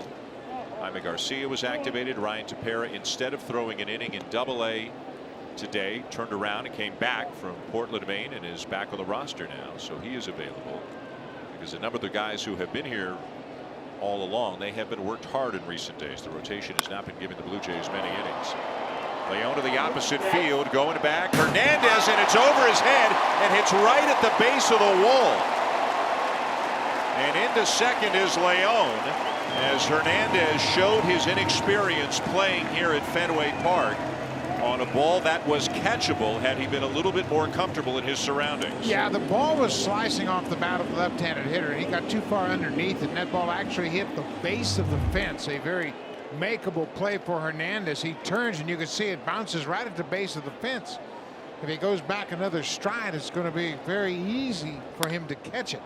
But this is the challenge of that bat off the left-handed hitter's bat, because it's slicing, and it slices back over Teoscar's head and goes off the wall. So a double for Leon to begin the inning, and here's Jackie Bradley Jr.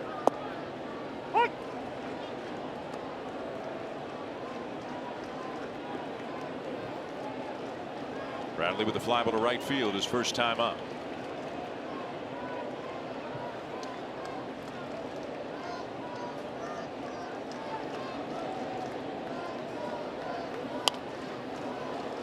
How often in your playing days, because you played for 3 American League teams, did you see your left fielder come in here and struggle with the Green Monster? No, quite often. You know, I played on some good teams. We had some good left fielders in Kansas City and Compton. Then Jim Wolford got to Milwaukee, of course, and we had some good players there. I remember coming here with a day like today, and it reminded me of Teoscar right there. George Bell had a horrible afternoon here one day, and Jimmy Key was on the mound, and there was fly balls, and they were all in between. There were ones that were going to hit on the wall, there were ones that were going to be catchable, and you go back. And finally, Tony Fernandez came in from shortstop and said, "Hey, Jimmy, make him hit it to right." A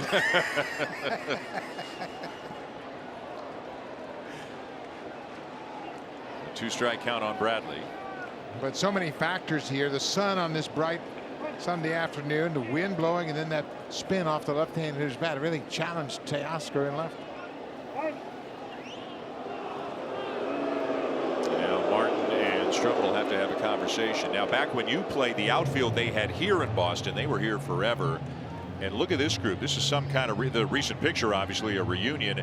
The guy on the left's in the Hall of Fame. The guy in the middle won Rookie of the Year and MVP in the same season in 1975. And the guy on the right, a lot of people think he should be in the Hall of Fame. Had about as good an arm as you'll see in right field. It was a tremendous outfit, of course, and Fred Lynn was a very, very graceful center fielder that covered a lot of ground. Evans was a terrific defender in right. Jim Rice was a tremendous hitter. A masher. I saw him hit a ball out of the ballpark against us in Kansas City that went to the right of the flagpole and went all the way out of the ballpark. And that number 14 obviously retired by the Red Sox, and he was a good player for a long time. And how long they were together as well as a unit in the outfield. Yeah, they came up, obviously, you mentioned the great year that Rice and Lynn both had in '75. They came up for a little bit of action in '74, but their first big season was '75. When they took the Reds to the 7th game of the World Series.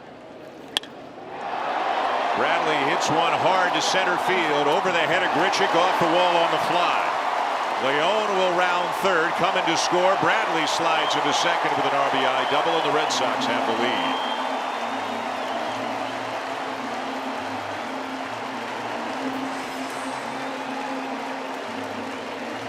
Jackie Bradley Jr. is such a great athlete, and you scratch your head when you see his batting average at the start of this game at .209, but he comes up with a big RBI double here, his 18th double of the season.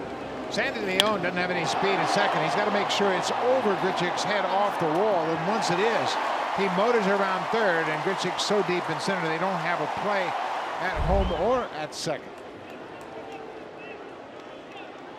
And the bottom of the lineup hurts the Blue Jays here this afternoon. Back to the top of the order, Mookie Betts 0 for 2.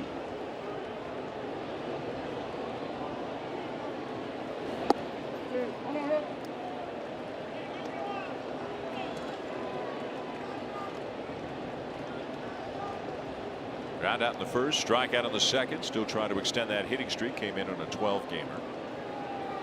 Indians have now tied it up against the Yankees. 2-2 in the fifth in Cleveland.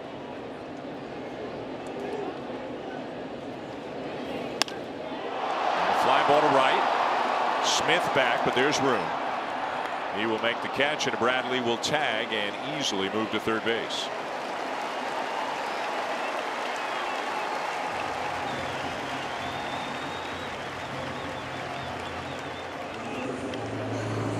And activity now with the Blue Jay bullpen as left-hander Aaron Loup starts to throw. Got to imagine the relievers are kind of looking forward to 4 days off as well. Yeah, they've had a heavy workload lately, and you know those 4 days are going to seem like a 2-week vacation for that bullpen.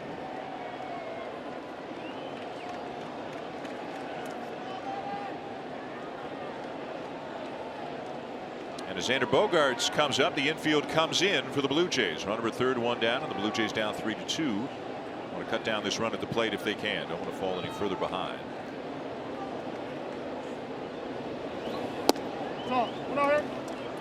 Similar situation to what Bogaerts was facing in the 10th inning in the game yesterday afternoon. He's thinking about a big part of the field.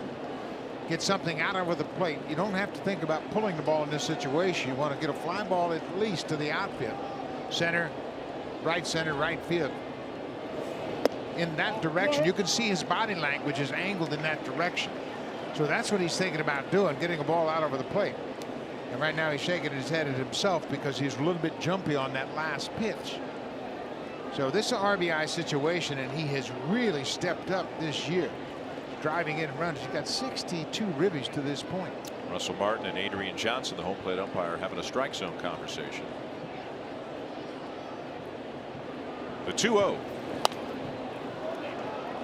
Another good swing by Bogaerts. You can see he's focused on hitting the ball to the right side of the field, preferably in the air. Great clutch numbers. 356 for Bogaerts this season.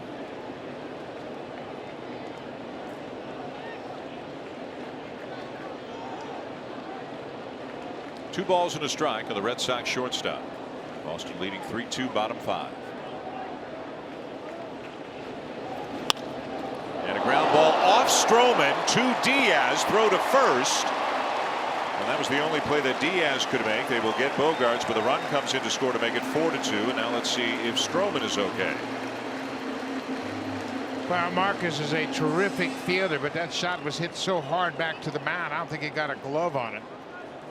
And he's still on the ground, and now Nicky Huffman is out to attend to him. And it looked like Stroman pointed to the inside of his left leg. But Bogaerts just hit a seed back to the mound. Not much that Marcus could do. Get a glove on it. Ball bounced to the shortstop, and Diaz made a nice play.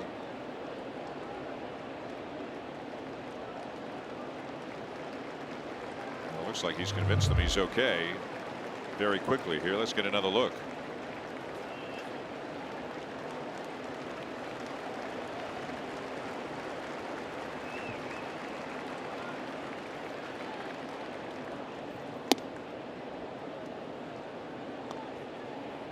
Maybe down near the inside of the knee, actually, it looked like. Yeah, on the left knee somewhere. So you can bet he's not going to allow the Red Sox to knock him out of this game. But that was a smoking line drive right back to the mound. That'll be another RBI for Bogaerts. He now has 64 for the season. And it is 4-2 Red Sox. 2 down and the bases empty as JD Martinez steps in. Stroman at 90 pitches right now as he stays in the game, and Aaron Loup looks on for the bullpen, ready to go if needed. And with the left hand hitting Mitch Moreland on deck, that could be soon, one way or another here.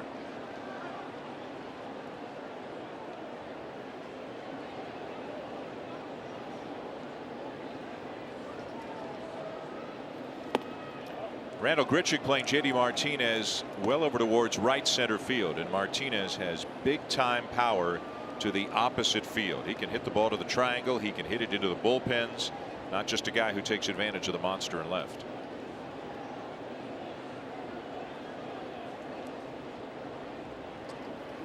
Another reason for Grichuk to play in that direction is if it's over your head, at least you have a chance to run it down. If you were guarding the alley in left center, if it's over your head, it's off the green monster. So you give yourself the best chance to make a play should Martinez hit it the big part of this field.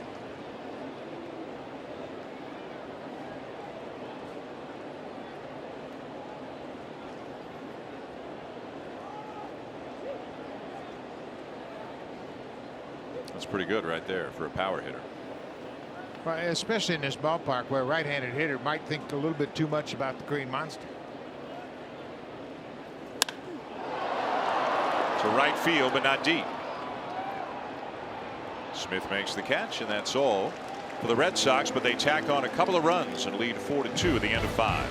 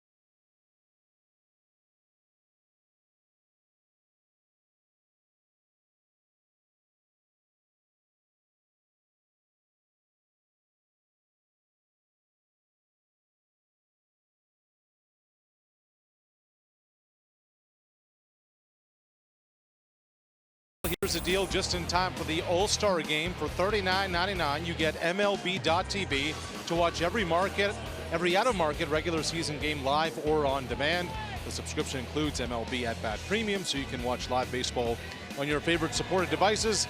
Blackout and other restrictions apply. Visit MLB.tv to take advantage of this sale. Guys, you mentioned the news in baseball. Mike Matheny fired by the Cardinals. He said he was not blindsided by what happened. He said this has been in conversation for quite a while, and that if things didn't improve after last year, it would be an inevitability. In an interview with the St. Louis Post-Dispatch, Matheny said, "I have to take responsibility. When we can't get things going right, that's my job." Obviously very high standards in that city for an organization that's been as successful as the Cardinals have been. They have missed the playoffs each of the last 2 years, are not in position right now to make the playoffs. It's not impossible, but they're not in that spot now. As Justin Smoke sends a liner to center field and right at Bradley, one down. You missed the playoffs 3 years in a row in St. Louis. That's big news. And I think even more than that, it's the way they've lost some games, just not fundamentally sound baseball. The defense, the base running, those sorts of things. And there's also been a little bit of turbulence within the clubhouse. John Mozeliak, the GM, called out Dexter Fowler a couple of weeks ago. There's some stories about Bud Norris and the way that he allegedly has conducted himself as a teammate. And, you know, they for many years, Buck, as you know, have been considered one of the model franchises in baseball. And Matheny had great success his first 4 or 5 years there, but last couple of years it's felt a little bit off. Yeah, when you think about it, they have had 4 managers since 1981. Whitey Herzog, Joe Torre, Tony La Russa, and Mike Matheny. I mean, that's pretty high standards, and they expect you to get to the postseason and win the World Series. They haven't won a World Series since 2011 when Tony La Russa was there managing. That was his final season as a manager. Of course, it helps when Albert Pujols is on your team. Yeah. But Whitey Herzog had a long run there. Joe Torre was there for 5 seasons. He didn't have a lot of success there, but of course the White Rat, he had a lot of success with the Cardinals. They won a World Series in '82, lost 2 World Series. They lost in '85, and then they lost again in '87. But he had them in the World Series. There's a liner, and because of the shift, Holt is there. Morales retired.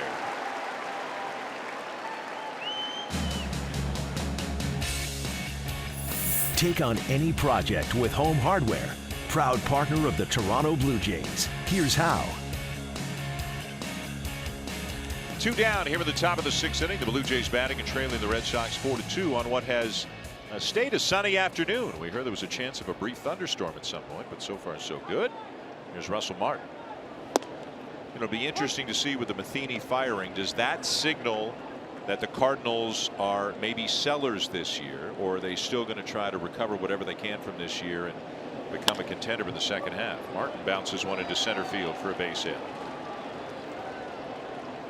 I'm sure the initial thoughts by the management in St. Louis is that we'll fire the manager, we'll take the All-Star break to reassess our situation and try to compete, try to contend. But if I'm an opposing general manager, I pick up the phone right away and say, hey, you know, I got a few ideas for you. How would you think you'd like to trade Carlos Martinez? And he's got some control. We've talked about that before, but you know, obviously if you're going to build around a team, he's one guy you'd keep. But at the same time, he'll bring you a lot at this time of the year in a trade. So it's going to be interesting to see how they handle it. I don't remember nearly as much as I used to, but I don't ever remember the Cardinals really fully rebuilding. The Cardinals going into, let's start over, let's trade all the veterans. I don't remember that happening. Well, they were, you know, like everybody else, the '94 season was cut off. '95 they won 62 games and they finished 4th. But you're right, when they had that great run with Tony La Russa, first, second, third. I mean, they were there every year. Yeah, I can't remember the last time where you just said they're a hopeless team and they're not going to be involved in anything. You go back to those great '60s team, and they played here in Fenway in '67 against the Red Sox of the World Series. They've had great teams over the generations.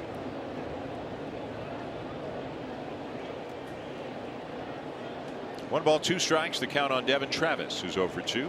Martin at first, 2 down.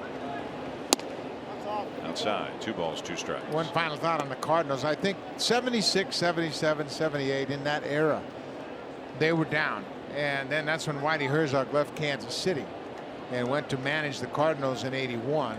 And of course, '81 was a strike year, but in '82, they won a World Series. That's a pretty quick turnaround. Yeah.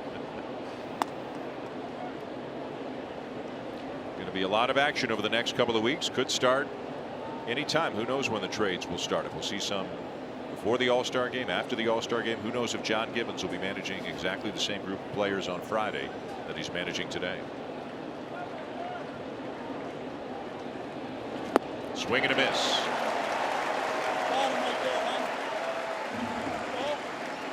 Nothing across for the Blue Jays in the top of the 6th. And the Red Sox still lead 4-2. Looks like Aaron Loop's on his way in.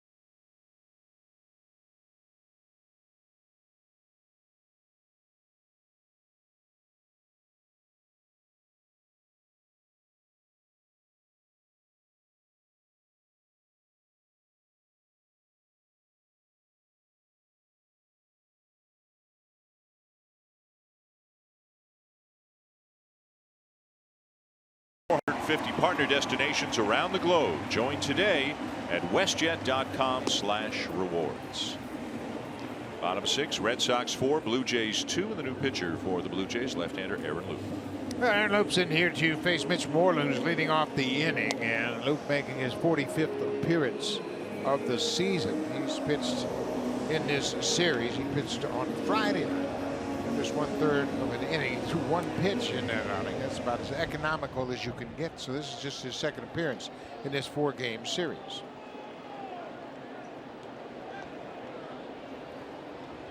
Moreland has reached on an error and also grounded out. The shift on for the Blue Jays as Solarte makes his way to the other side of the infield again.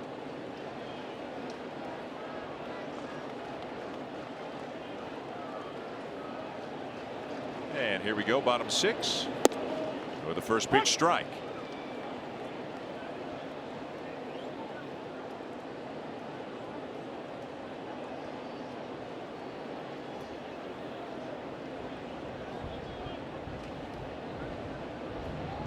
Oh, 1. We'll see how long Loop is in there. Could be just one batter, could be more than that, but what we do know is Jake Petrichka is now throwing in the bullpen.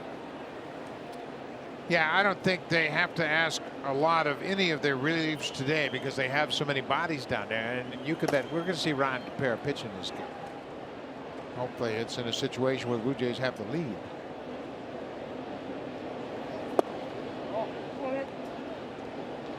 Yeah, they brought him here. Well, after Gurriel and Pilar were injured, they had a couple of roster spots to fill, so they activated Jaime Garcia for some depth and options from the left side. They brought Tepera here instead of having him pitch an inning in a minor league game. And you'd think if he was going to pitch there, they would like him to pitch here just so he can get his work in. Originally, the plan was have him pitch one inning in the minor league game today, then he gets activated on Friday.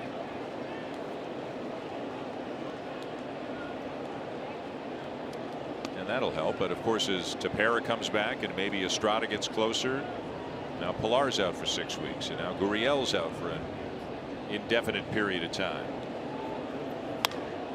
Yeah, it's just been one of those kinds of seasons, and it goes back to Troy Tulowitzki in spring training, not able to answer the bell, and he would eventually go under the knife and have those bone spurs addressed in his heel. And then Donaldson's been out for extended time. Osuna's been out since the second week of May. He's had a lot of irregular players missing.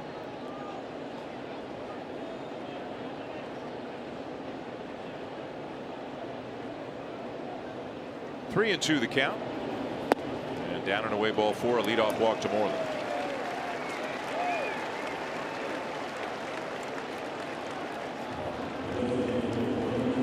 And no sign of any change from John Gibbons, so he'll let him face Pierce and then leave him in for the left-hand hitting Brock Holt. Yeah, that's why that first leadoff batter is so important. You get Moreland out, and then you figure a way to get Pierce out. You've got Brock Holt. Nobody on in 2 outs, but he walks the leadoff man here. Now he's got to deal with Pierce.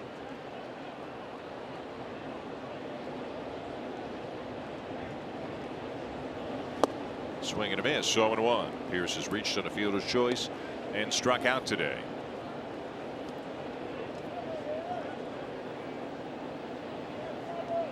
The Red Sox will open up the post All-Star break on the road. They go to Detroit and Baltimore. They will host the Yankees here for 4 games at the beginning of August. And then they will see the Yankees for a couple of series in September in New York from the 18th through the 20th.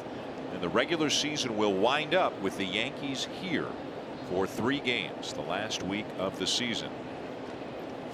And wouldn't it be something if they, say both came into the series with 102 wins or whatever the number is, and everything was on the line? And say the Red Sox had Chris Sale lined up for the last day of the season just in case, and if the Yankees had Luis Severino lined up for the last day of the season just in case, and it came down to that one game to win the division or go to the wild card game. Must see baseball for sure. Great atmosphere and 2 good ball clubs going toe to toe.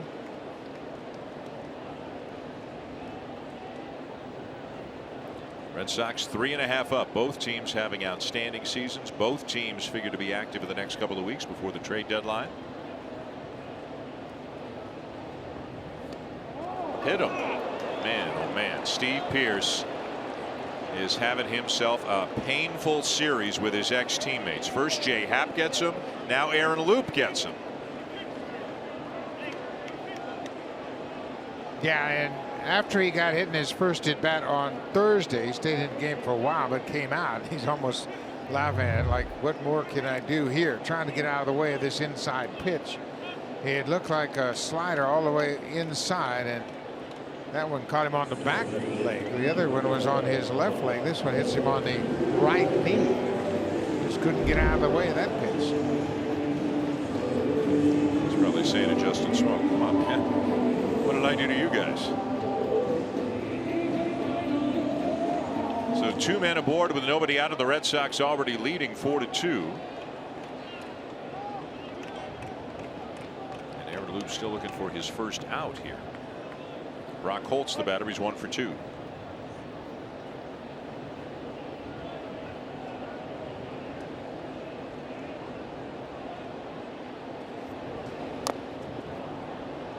Red Sox only have 3 sacrifice bunts all season long. Hope doesn't have one of those 3 bunts. They just don't bunt much. Ron Renicky, the bench coach for Alex Cora, former manager, now the bench coach for the Red Sox. Well, talking about the possibilities they have here. Well, that reduces the possibilities. No balls, 2 strikes.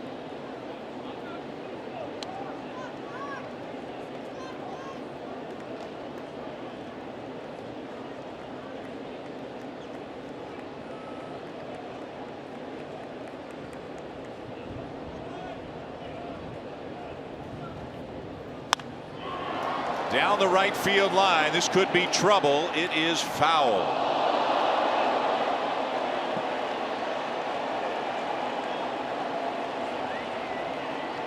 It was trouble, but it was trouble for that fan to try to catch it in his beer. He had his hands all ready to make the catch, and that ball looked like it hit him right in a beer cup, and beer went everywhere and got everybody soaked down there. Somebody got a souvenir, and somebody lost a big beer. I don't think they found the ball yet. It's probably in the cup. Look in the cup. Again, the 0-2.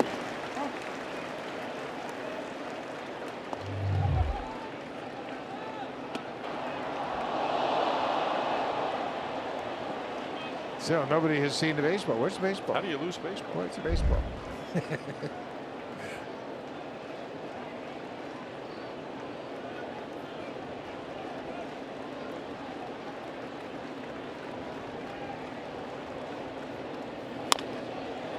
Chopper to the right side and past Travis into right field, a base hit, and Moreland will come in to score to make it 5-2.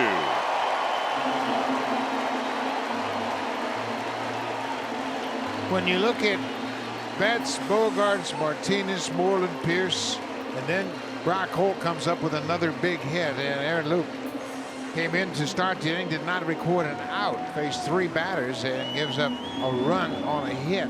Walked a batter, hit a batter, now gives up an RBI single. And that's going to be a very short day for Aaron Loup.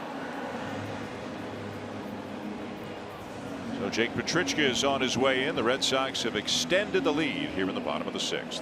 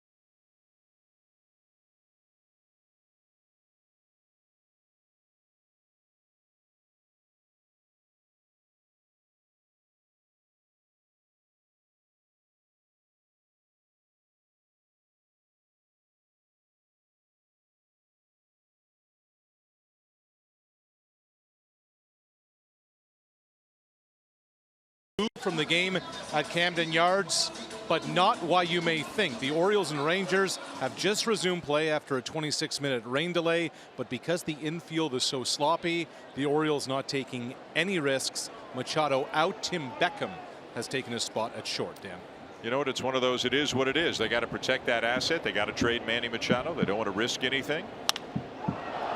Jake Petrichka into the first pitch off the bat of Eduardo Nunez to left field, but this one is caught by Hernandez, who had issues with the monster a little bit earlier on a different kind of a fly ball, but he found his way back to the wall, made the catch there for out number one. Petrichka making his 15th appearance of the season. He's been up and down a couple of different times with the Blue Jays. Jake pitched here and had a great outing on Friday night. 4 innings, no runs on 2 hits. Excuse me, 2 innings. He came in the 4th inning, pitched 2 good innings, had a walk and a strikeout through 36 pitches on Friday night. Sandy León, the batter.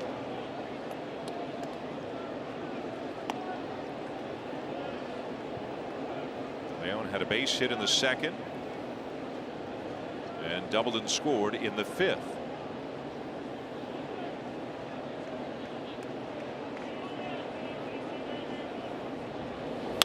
Yeah, his hit in the 2nd was actually a double, and Blue Jays went to review, and he was called out for losing contact with second base. Wright Smith Jr. made a strong throw into second base as León was sliding into the base. Diaz caught the ball, kept a tag on León, came off the bag and was called out. Like Grichuk yesterday, a bit of a different kind of slide, but both, as you said yesterday, not the spirit of the rule, not the way, you know, players don't like the rule at all. They think if you get to the base first, you should be safe, and if you happen to come off, if your foot pops off a little bit, then that's not exactly what they were striving for when they put that rule in, but that's what it is. 2 balls and a strike on the Red Sox catcher, Sandy León.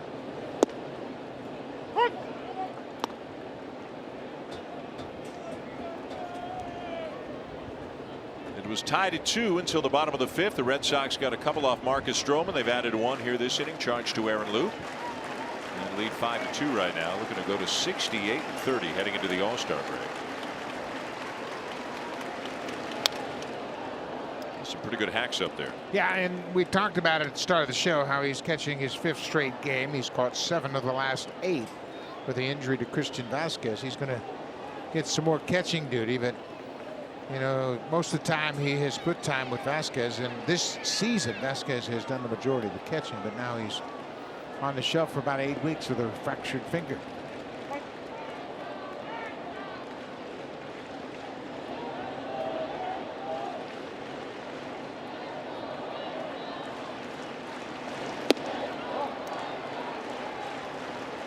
We mentioned the futures game that is taking place. It's the USA against the world. Each organization gets at least 1 prospect in the futures game, and the Blue Jays have 2 there, Bo Bichette and Danny Jansen, and they are both in the starting lineup for Team USA. The game starting about 45 minutes from now in Washington. Here's a ground ball to second. Travis to Diaz to Smoke for the double play, and that'll do it. Nice job by Petrichka, but the Red Sox do get a run and lead 5-2 at the end of 6.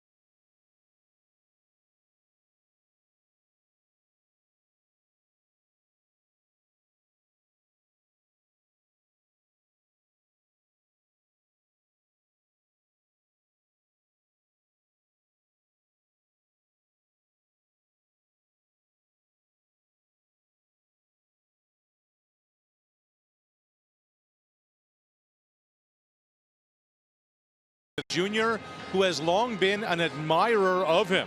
Matter of fact, as he develops, Smith has studied Betts, looking at just about every detail in his game, how he carries himself, the way he plays the game, and how Betts hits. Dan mentioned Smith and his leg kick earlier in the show. Well, on that hitting side, Smith told me he has really examined Mookie's leg kick and how he controls his body through the entire swing. He said, I just want to pick up on anything in Betts' game. That's a pretty smart guy right there. Yeah, when you're going to try to pick up something from a player, why not go to the best player in the league? And Mookie Betts is arguably, he and Mike Trout are head and shoulders above everybody else. But when you're going to copy somebody, copy the best. This is Ryan Brazier. He's making another appearance in this series. Brazier pitched on Friday night. Came in the 6th inning, worked 2 innings, walked a batter, struck out a batter through 28 pitches. And throws hard, 97, 98 miles an hour with a fastball. Smith has walked and struck out today. Smith faced Brazier in the 7th inning and he flew out to center field.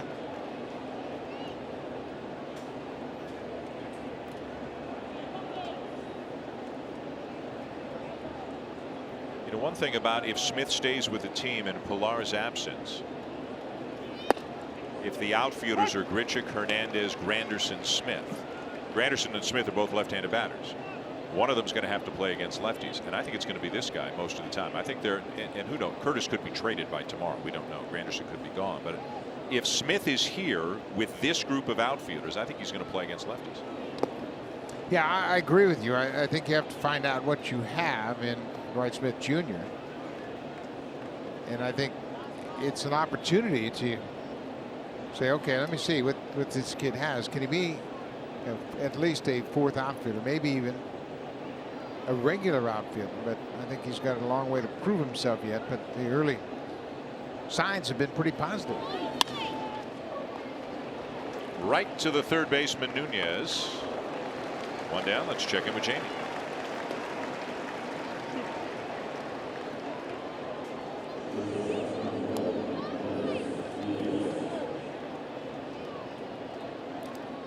And that's one that Red Sox fans are keeping an eye on. And Alex Cora was asked, do you scoreboard watch about the Yankees? He said, sure. And Aaron Boone was asked yesterday, do you scoreboard watch about the Red Sox? And he says, well, I do notice they win every day. But I wasn't watching. No. He said it tongue in cheek, of course, but obviously they're well aware of what each other is doing. They know each other extremely well for many, many years in a variety of capacities, Aaron Boone and Alex Cora.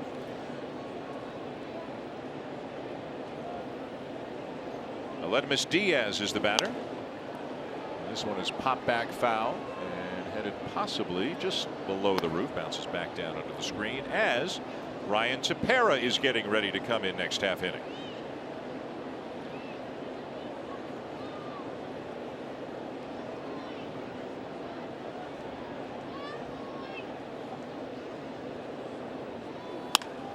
There's a base hit into left field for Diaz. He's 1 for 3.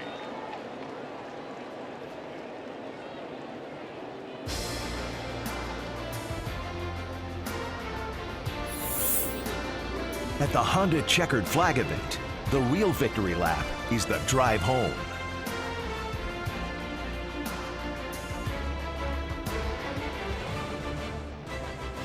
Fourth and final game of this series here in Boston, and the Blue Jays down 5-2 as they bat in the 7th inning. Top of the order, Randall Grichuk, who has struck out, doubled, and walked. 1 on, 1 out for Grichuk. Ryan Tepera is 2.5 weeks with elbow inflammation as he continues to get loose out of the bullpen, but he is evidently going to be on in the bottom of the 7th for the Blue Jays. Good news for them to get somebody back the way things have been going recently.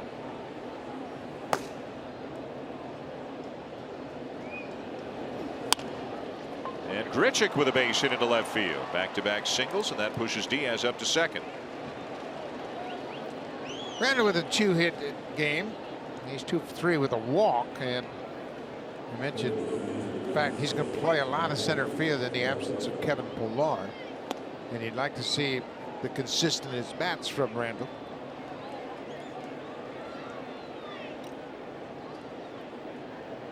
So 2 on with a 1 out for Jan Hervis Solarte, who is 0 for 3.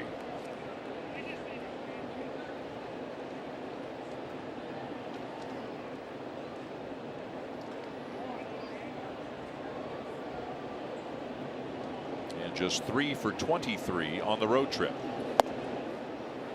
And he's been streaky at times this year. He's not the only one on this team who can say that, but he's had his ups and downs. And playing a lot more than the original plan intended, but because of the injuries, kind of thrust into an everyday role, hitting second or third more often than not. Yeah, and of course the big injury that impacted Solarte more than anything was the loss of Josh Donaldson, because he has made most of his appearances at third base in the absence of Donaldson. Solarte today is the 59th game he started at third base. I don't think anybody projected that he would have that many consistent at bats. He's been in there every day.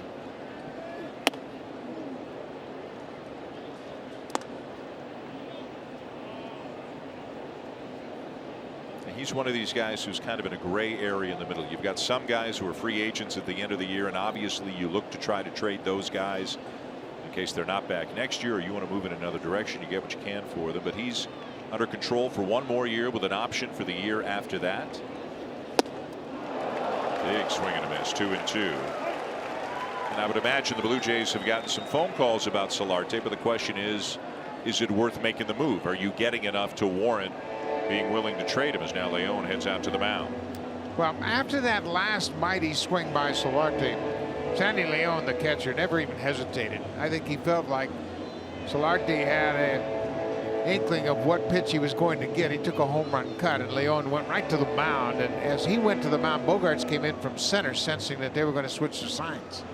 I think that's what that trip to the mound was all about. Probably no sign coming here. They've already talked about this pitch. 2 balls and 2 strikes. And Solarte fouls it off. Much different swing on that fastball. Pitch away, 2 strikes, defensive.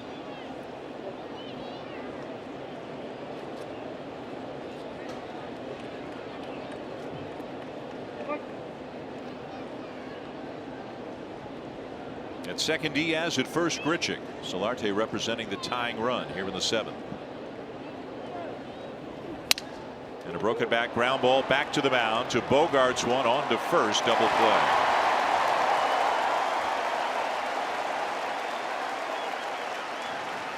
One 6-3 on the inning-ending double play. 7th inning stretch here at Fenway Park in Boston. And after this, it's still the Red Sox 5 and the Blue Jays 2.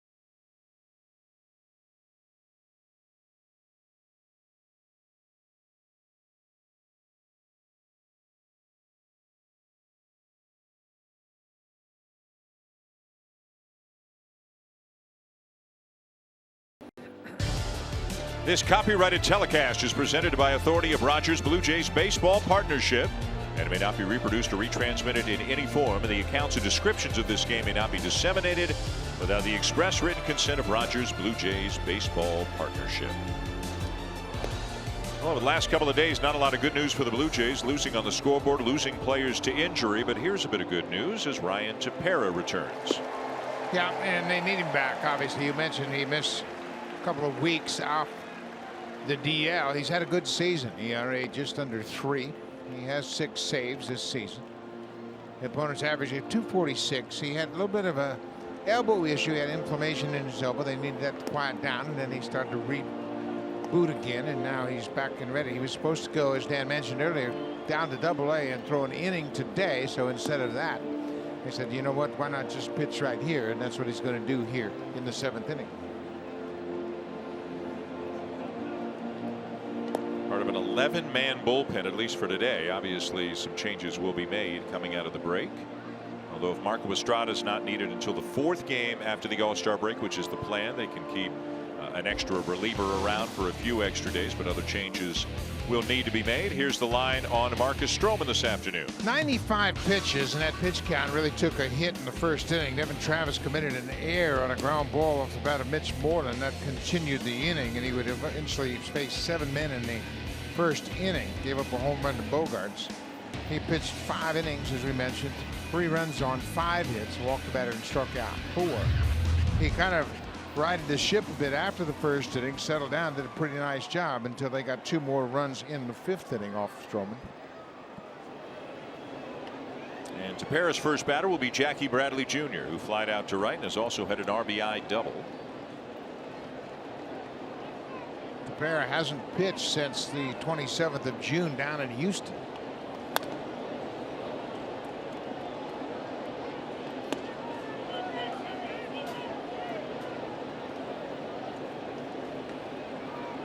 Touched 95 miles an hour on that first fastball.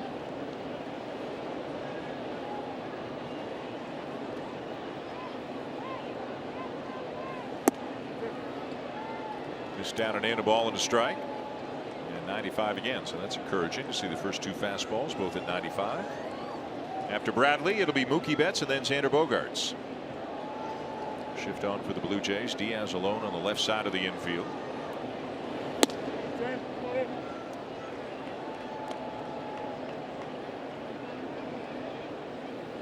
Jackie Bradley is 2 for 4 against Ryan Tepera with a double and a home run. And he's had a good day this afternoon. Had an RBI double in the 5th inning. Chases that hard breaking ball. And it's 2 balls, 2 strikes now with the Red Sox center fielder.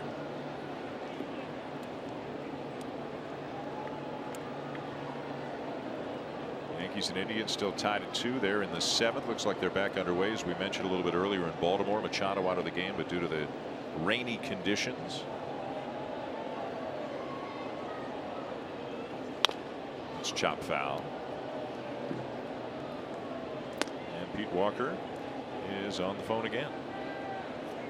Yeah, obviously first time out, you don't want Tepera to throw an awful lot here in this inning. So if his pitch count starts to jump, I'm sure they'll have somebody else behind him. And now it looks like Tim Meza. Nope, it's Jaime Garcia. It's Jaime Garcia, yep. Garcia loosening up. He will work out of the bullpen for the time being. Seems like the plan going into the 2nd half of the season. Garcia been plagued by some shoulder issues.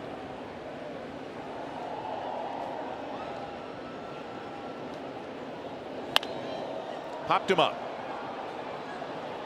Tough sky. Who's there? It is Travis.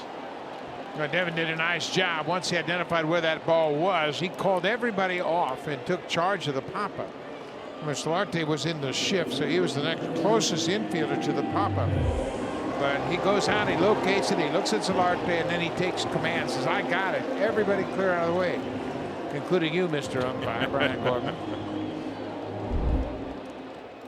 So 1 down, and here's Mookie Betts try to extend that hitting streak. This could be his last opportunity. With the Red Sox leading as they bat here in the bottom of the 7th. He's 0 for 3 today.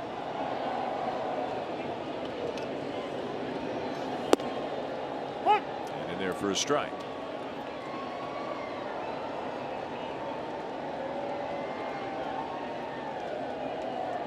Ground out, a strikeout, and a fly ball out for Mookie Betts today. Still hitting a major league leading .359.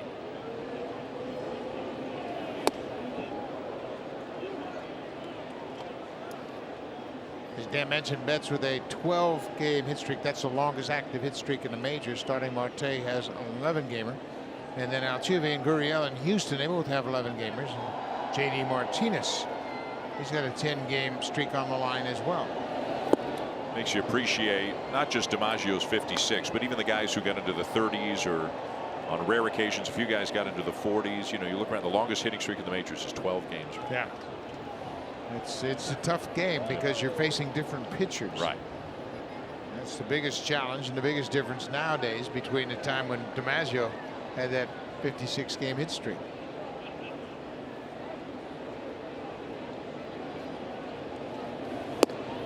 I remember reading Jackie Bradley Jr. had, I think, like a 30-game hitting streak a couple of years ago, something like that.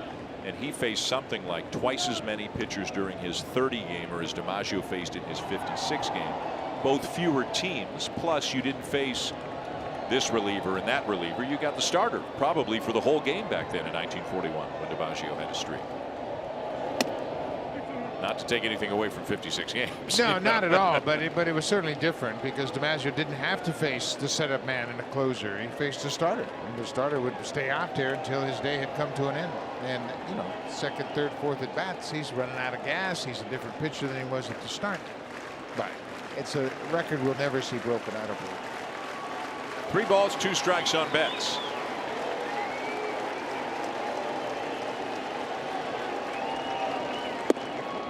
He'll take the walk.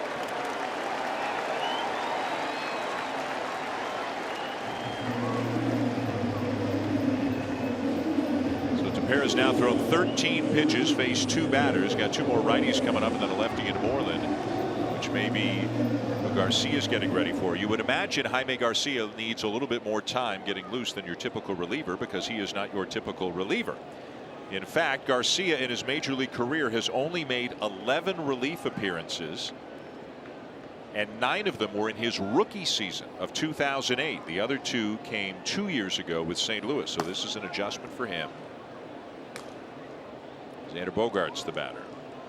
He's had another good day. He's homered, driven in 2. Bogaerts today with the home run in the first plate appearance after hitting a walk-off grand slam the day before.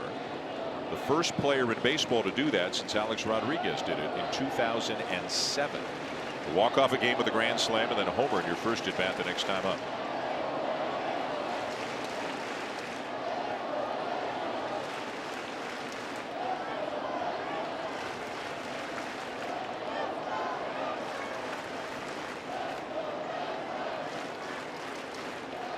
Tepera waiting as Bogaerts settles into the box. 0-1 the count.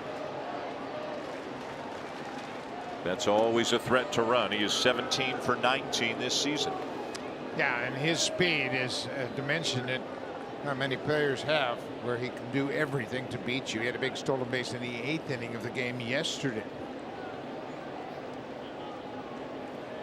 He was on base 5 times in that game yesterday afternoon. Not going.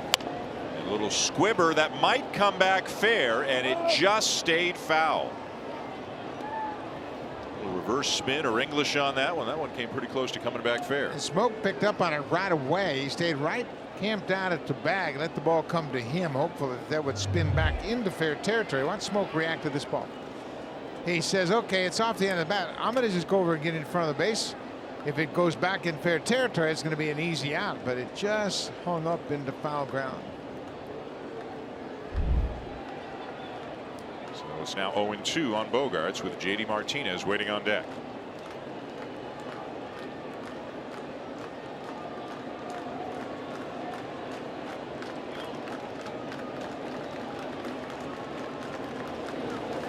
Swing and a miss, and Tepera strikes him out for the second out.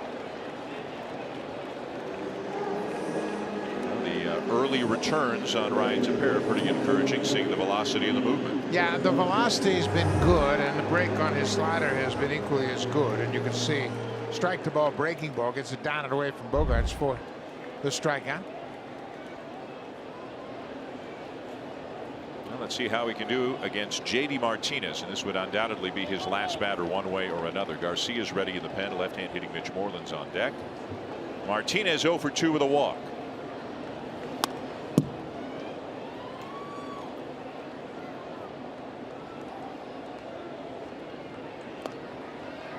J.D. Martinez has never had a hit against Tepera, just 4 at bats, but he has a strikeout against Ryan. And Ryan's got the weapons to attack J.D. Martinez. He's got the good velocity on his fastball. He can set that up on the inside part of the plate, up, belt high and higher, and then use that slider to finish off the at bat. Sure looked like he went around, and he did, says Adrian Johnson. It's 0-2. Yeah, he's gotten a steady diet of fastballs up in the strike zone. So now Tepera has the option. Run it up there a little bit higher, or use that hard slider down and away.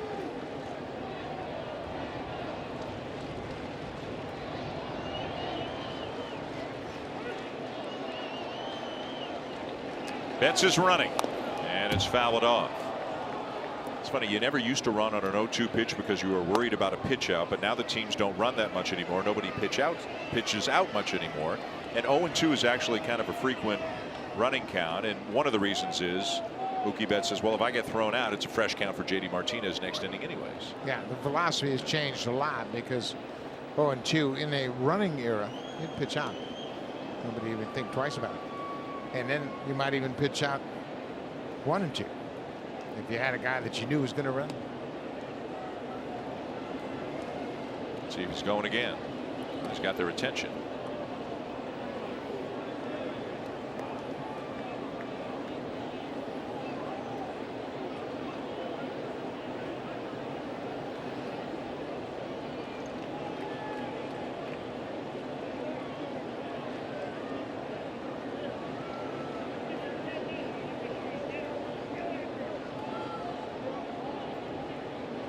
There he goes. Ball 1. Throw down. And Diaz couldn't squeeze it, or they had him. Russell Martin put it right on the money, and Diaz couldn't squeeze it. Yeah, he did. He had him dead to rights. Russell made a terrific throw right on top of the bag, and Diaz just couldn't hang on to it. Betts got an okay jump, takes a peek in at home, and the throw is right there. And Diaz just couldn't catch it. The throw is right into the base path. You can see, had he caught it, he'd been out easily. So runner in scoring position, and now 1-2 the count on Martinez.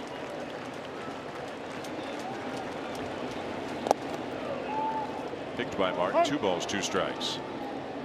Now you'd love to see Tepera be able to get him and walk off the field at the end of an inning. It is returned back to the active roster, but he'll have to get Martinez to do that, or you got to believe Garcia will be on his way in. Martin backhands that hard slider. It was in the dirt. He's got great hands behind the plate, but he'll get beat from time to time trying to backhand those balls. 2-2. Out of play.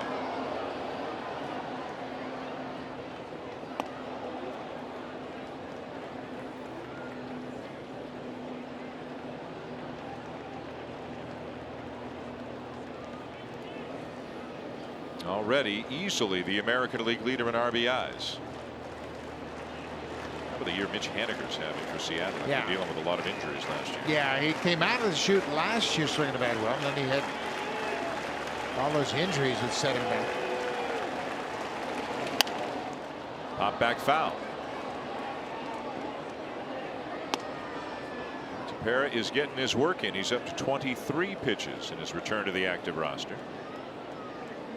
4th pitcher of the afternoon. Marcus Stroman went 5 innings, gave up 4 runs, 3 earned. Amber Loop faced 3 batters, didn't get an out. Walked a batter, hit a batter, gave up a base hit and a run. A scoreless inning for Jake Petrichka. Now Tepera trying to finish off the Red Sox in the bottom of the 7th.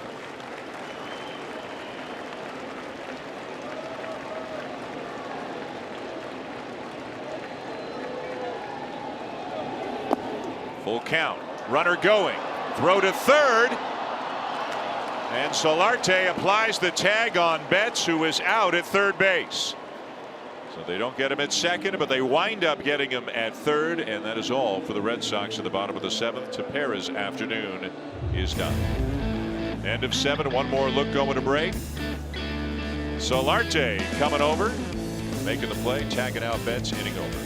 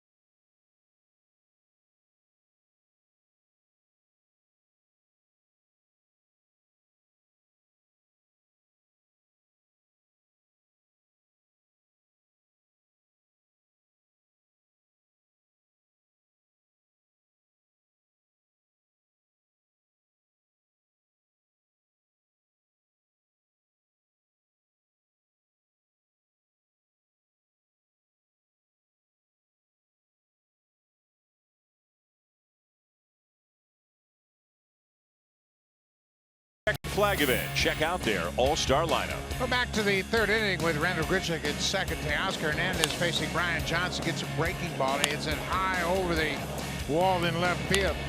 For Hernandez, his 15th home run, 2 RBIs, given 39 for the season. It's his 6th career home run here at Fenway Park in just 11 games.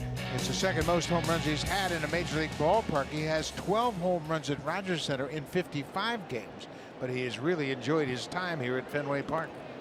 And he faces a new pitcher. Heath Hembry pitches for the second day in a row. Hembry, just 2/3 of an inning in yesterday's game. He came in the 6th inning with 1 out and a man on, and he was able to get a ground ball, walked Teoscar in that matchup, and then got Smoke to pop out to the center fielder. Face Hernandez, Smoke, and Morales here in the 8th inning with the Blue Jays down 5-2.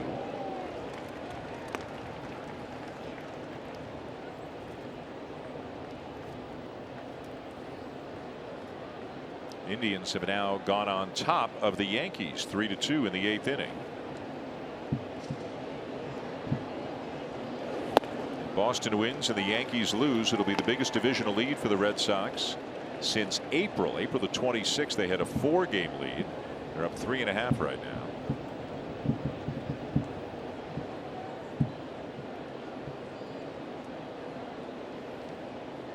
Oh, 2.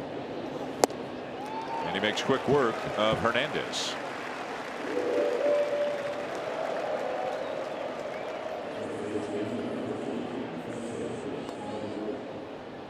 Hembry, the 5th pitcher of the afternoon for the Red Sox. Yeah, in a game like this, right before the All-Star break, you want to make sure you get everybody that needs an inning, get them an inning of work in that bullpen, because they're going to have 4 days off. Of course, Craig Kimball's going to the All-Star game with 4 of his teammates.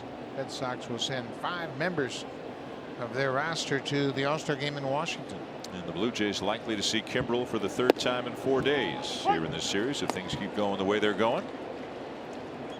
Justin Smoke 0 for 3, a strikeout and a couple of fly balls.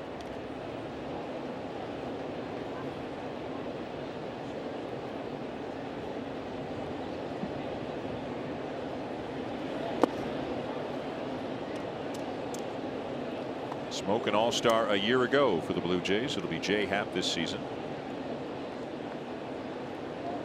Starting first baseman down in Miami.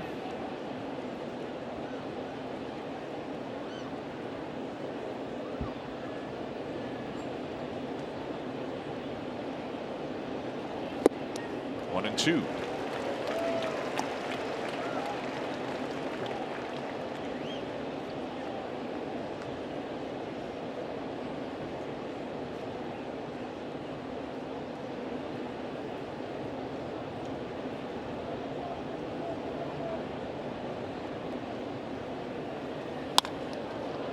Hard hit ball, and it eats up Brock Holt out in right field. So he just hit it so hard, and the hop handcuffed Holt, and that should go as a base hit, you would think, for Smoke. Yeah, I would think so. Exceptional effort because they were playing in the shift. It was hit so hard that Smoke really handcuffed him. It is a hit indeed. So Smoke with his first hit of the afternoon, and look where Holt is. He's out there a couple 100 feet away from home plate and still can't knock down this hot shot. Skipped off the grass and right past him. Too hot to handle. So man on with a 1 out for Kendrys Morales, who's 0 for 2 with a walk today. That's the 6th hit of the afternoon for the Blue Jays. The same number of hits that the Red Sox have. But the Red Sox bunched theirs together a little bit better. They took advantage of an error in the first inning to score an unearned run. And the walk and the hit batter given up by Loop in the 6th inning also led to a run.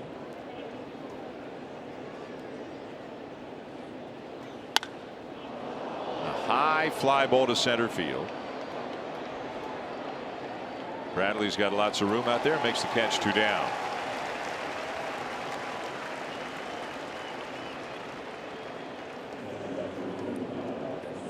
So Morales retired, and now Russell Martin comes to the plate. And a base hit his last time up. He's 1 for 3.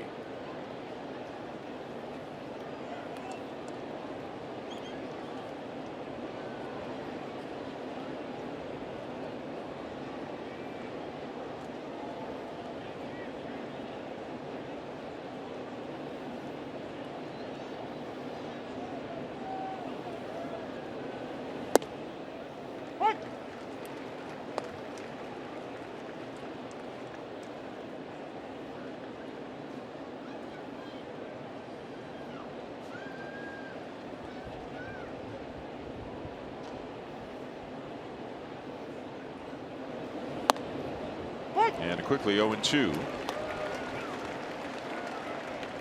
And it looks like indeed Jaime Garcia is going to come in and work the bottom of the 8th. Yeah, it looks like he's ready. He certainly has had enough time to warm up.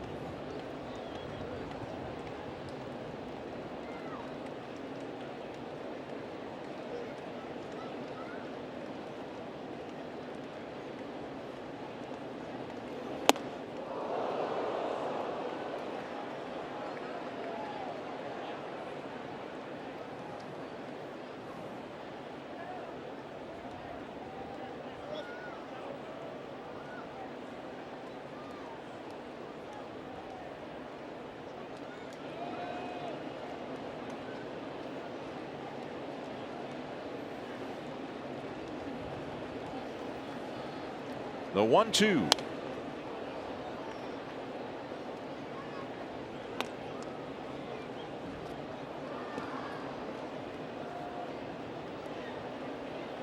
A 1-out base hit for Justin Smoke after the Morales fly ball out. Now 2 down and a ball and 2 strikes on Martin. Devin Travis on deck if Martin is able to get aboard.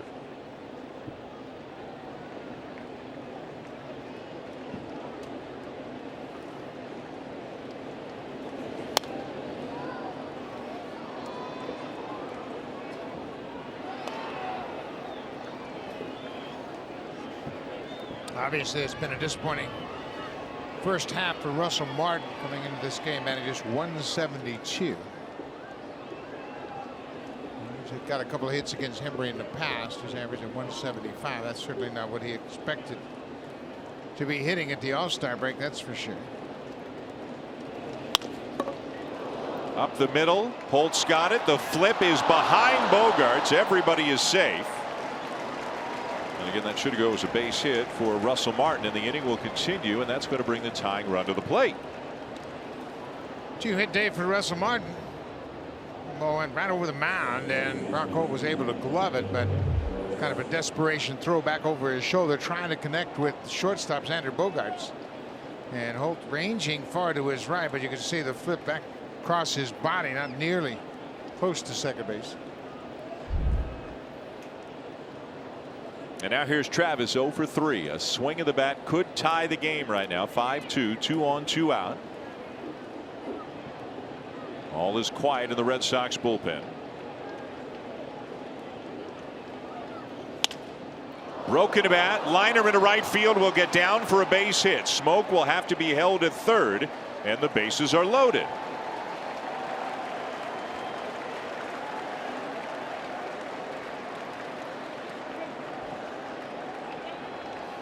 Well, Travis, he really got sawed off, but he got enough of it to flare it into right field. Then Levangie, the pitching coach, is out. Blue Jays with a couple of back-to-back 2-out hits after Smoke had the 1-out single. So now Blue Jays got something going. And meanwhile, in the Blue Jays bullpen, Garcia has been joined by Xianhuan Oh, who is celebrating his 33rd birthday today. Dairy Queen would like to wish Mr. Oh a happy birthday. So if he gets a chance to pitch on his birthday, that may depend on what Dwight Smith Jr. does right here.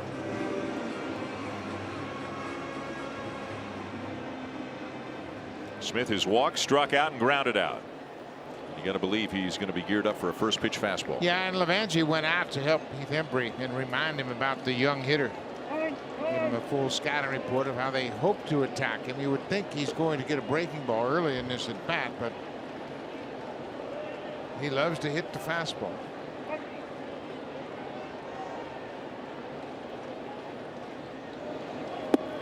And he didn't get the fastball, and the swing suggests he was guessing fastball. Yeah, you just expect that that was the message the pitching coach Dan Levangie delivered to Embry. Hey, you don't have to be aggressive with your fastball to this young hitter. Curtis Granderson out of the on deck circle in what is Aledmus Diaz's spot. That's a called strike there, and it's 0-2. Bases loaded, 2 down, 5-2 Red Sox here in the 8th inning.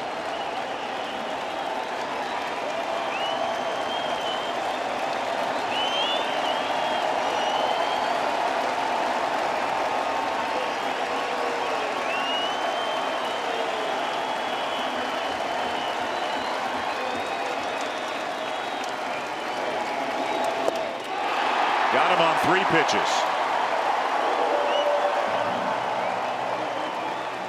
Embry gets out of it, and it remains the Red Sox 5 and the Blue Jays 2. Time now for a Blue Jays Central update. Here's Jamie Campbell with Joe Siddall in the Samsung broadcast studio.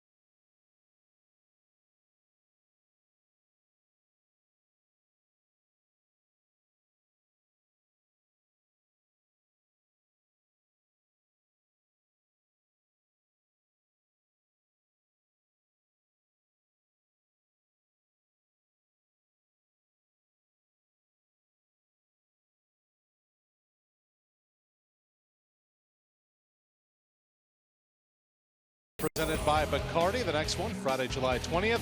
2 events, 1 night. There is a country music showcase with the patio opening at 4:30, weather permitting. BlueJays.com for tickets for Friday Fan Festivals presented by Bacardi. One note on Jaime Garcia, guys, coming in to pitch the 9th. It was yesterday, John Gibbons said, Jaime used to be a starter.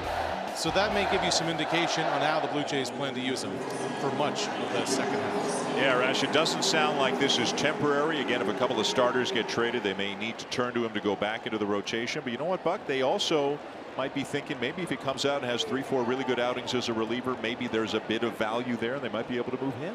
Francisco Liriano, he was in the same boat a couple years ago and turned himself into a valuable reliever. Jaime Garcia has not pitched since the 19th of June. That was against the Braves in Rogers Center. Lost just 3 innings. Gave up 5 runs on 5 hits through 64 pitches in 3 innings. That has been a problem for him. And right off the bat, he bounces that first one in front of home plate. A couple of stints on the DL this year with shoulder inflammation. He comes back to the active roster to face the major league home run leader in JD Martinez.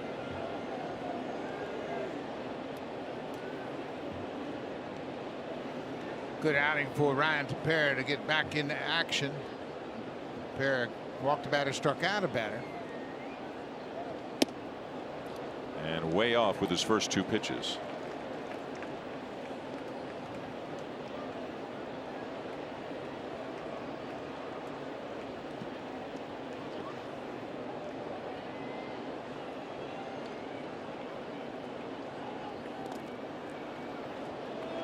Russell Martin, he's taking a beating back there. 3 pitches and he's had 2 in the dirt. 1 not nearly close to home plate. But this is the pattern that they saw from Garcia earlier. He's spiking a lot of those pitches. And Chris Rowley is now up in the bullpen. So O was up in case the Blue Jays had been able to get back into this one, maybe tie it, take the lead. He sits down. Rowley, who gave up the grand slam yesterday, back up again.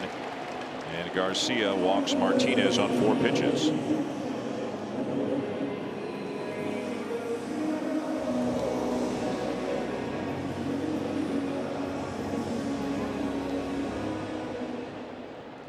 So now Mitch Moreland, who's reached on an error, grounded out and walked and scored.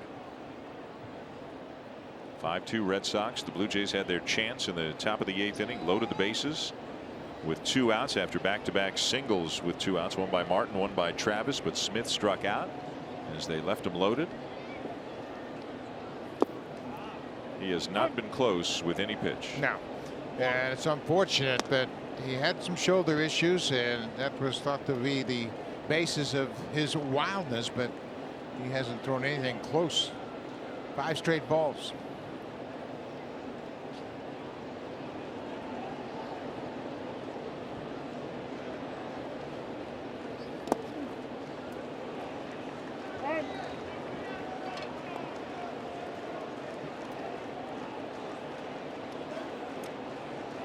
Blue Jays just can't go a long time with Garcia if he can't throw strikes, and he's bouncing balls on the plate, bouncing them in the dirt.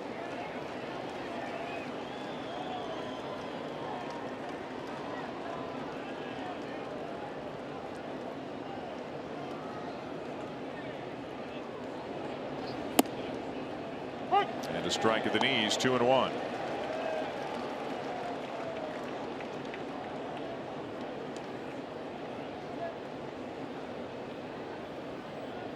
So at the moment, 3 lefties in the pen. Loup, Meza, Garcia. That doesn't seem like a long-term thing. But again, things have a way of sorting themselves out one way or another. There's a ground ball. Solarte shovels to Diaz and back to first for the double play.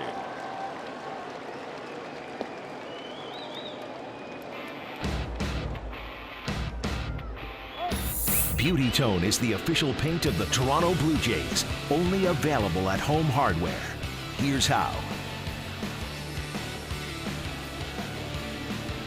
So that double play ball buys Garcia a little bit more time in the ballgame, as now he will face his ex-teammate Steve Pearce, who has had a painful reunion with the Blue Jays. Got hit on the left leg by Jay Happ on Thursday. Got hit on the right leg by Aaron Loup here this afternoon.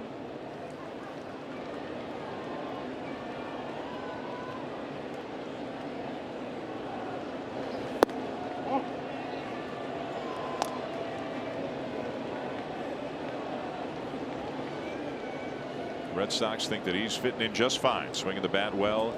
Generally expected to play against lefties, can DH, play left field, play first base. Yeah, he's very versatile. He's actually played some second base in the past, and you just think about what you can do to utilize his bat. Certainly it should be appealing hitting in this ballpark as his home ballpark.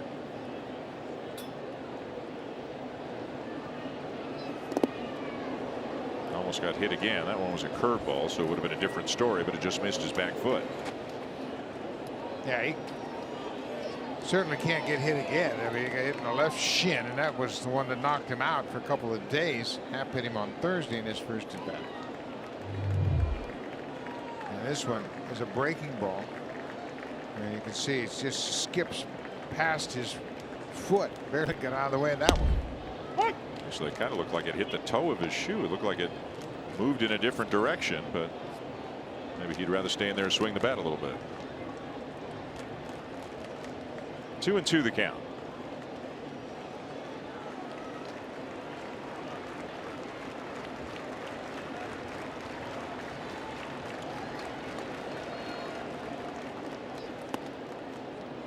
Down and in, full count.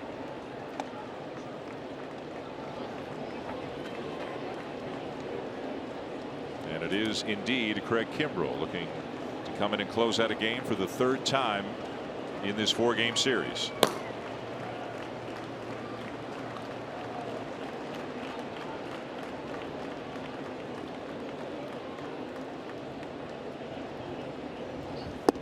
Ball 4.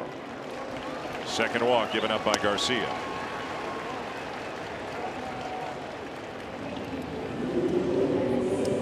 Well, now he's got a left-hand hitter, Brock Holt. Hopefully he can retire Holt and end the inning here. But the command has been an issue for him all season long. He's thrown 14 pitches today, just 4 of them for strikes. 31 walks and 56 strikeouts this season coming into this game. Originally signed to be the number 5 starter. But at the moment, of course, Gaviglio and Baracchi are both in the rotation, and it sounds like Garcia is in the bullpen for the foreseeable future. Right now, as Buck said, just trying to get out of this. Yeah, and you can't throw strikes. You can't pitch him out of the bullpen, that's for sure. But he would profile as a very good long man if you could get him to throw strikes. And that guy that would come in when the starters gets knocked out early, and he could give you 3 or 4 innings out of the pen.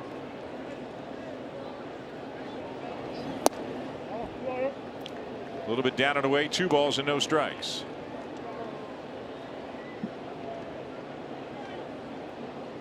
He just doesn't look comfortable. He's kicking at the rubber and the dirt on the mound, going to the rosin bag. Very deliberate between pitches. Yeah, as we mentioned, he hasn't pitched since the 19th of June in the majors, so it's been quite a while.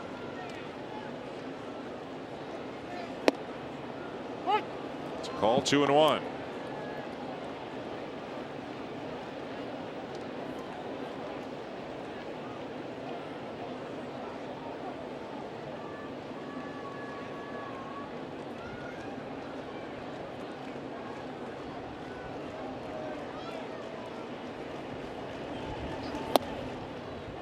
And evens it up at 2-2. Although Brock Holt didn't agree with it. All right, not so sure about it. And you know what? When you watch Garcia bounce balls in front of home plate, you're kind of surprised when he throws a strike as a hitter.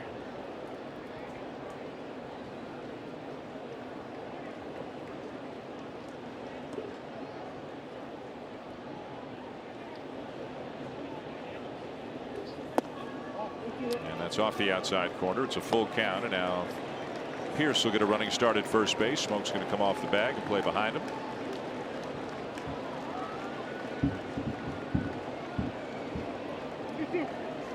A walk, a double play ball, another walk, and now a full count.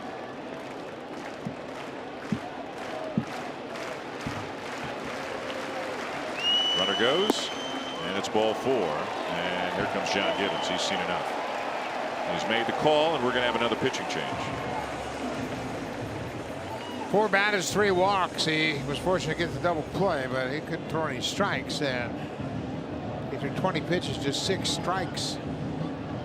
So it's very difficult to stick with him at that point. So Chris Rowley, who pitched in the 10th inning, gave up the grand slam to Bogarts in yesterday's game, will Come on here looking for the last out in the bottom of the 8th here this afternoon with the Red Sox leading 5-2.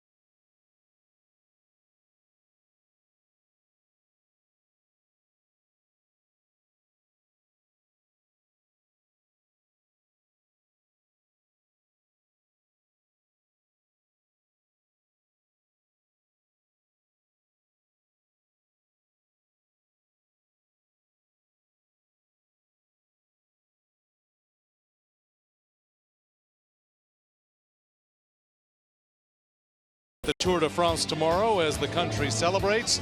Then Tuesday, the 159-kilometer 10th stage with the 4 categorized climbs. All on Sportsnet 1, the Tour de France. Dan? All right, Arash, you make a good point. It's a good day for an off day. It's going to be a party in France tomorrow. Here in Boston, the Red Sox lead the Blue Jays 5-2. Runners at first and second, 2 down, and Chris Rowley is into the game. Rowley, of course, was the unfortunate loser in the game yesterday. He got the grand slam to Xander Bogaerts, but there was an error committed behind him that contributed to that. Brock Holt had a hit and run base hit to left field, and that set up the intentional walk to J.D. Martinez, and Xander Bogaerts hit the grand slam off of Rowley. His AAA numbers as a starter with Buffalo this year. I'll tell you, Russell Martin is not having any fun right now. No, he's looking forward to 4 days where he doesn't have to squat down behind home plate. He's had a couple of tough ones today. Balls in the dirt, been a tough inning. Ryan Garcia bouncing balls, and that one looked like it got him on the foot.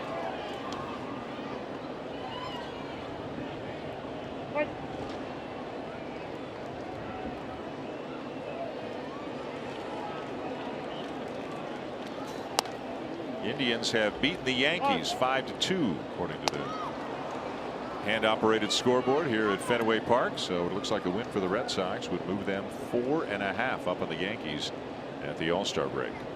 Carlos Carrasco pitched in relief after Trevor Bauer went 7 innings. Carrasco starter, of course, but the All-Star break, we mentioned guys get a chance to pitch a little bit, so Carrasco gave them an inning of relief. He picked up the win. Hot shot to short. Diaz on to Travis, and that's all for the Red Sox in the bottom of the 8th. We go top 9. Last chance for the Blue Jays coming up, down by 3.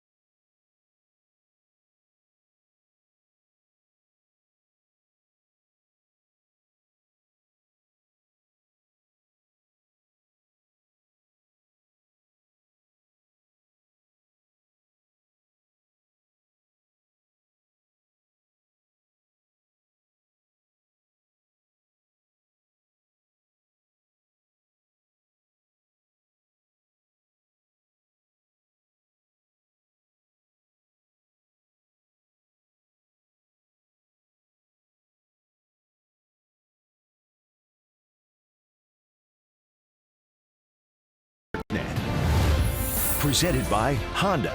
The Honda Checkered Flag event is back. Hurry in to grab the Civic that matches your game. Top of the ninth inning at Fenway Park in Boston. The Blue Jays come up trailing 5-2, and for the third time in 4 days, they're going to test their luck against Craig Kimbrell. Kimbrell, of course, is a premier closer. He is absolutely lights out. He worked in the game yesterday afternoon, had a couple of strikeouts, a walk, no runs, no hits. That was in the 10th inning. He picked up the win, his second win of the season. 41st appearance. He's 21 for 31 in saves, and this is a save opportunity. And Curtis Granderson is going to come off the bench for the Blue Jays and bat for Aledmus Diaz. So it'll be Granderson, Grichuk, and Solarte. The Jays down by 3.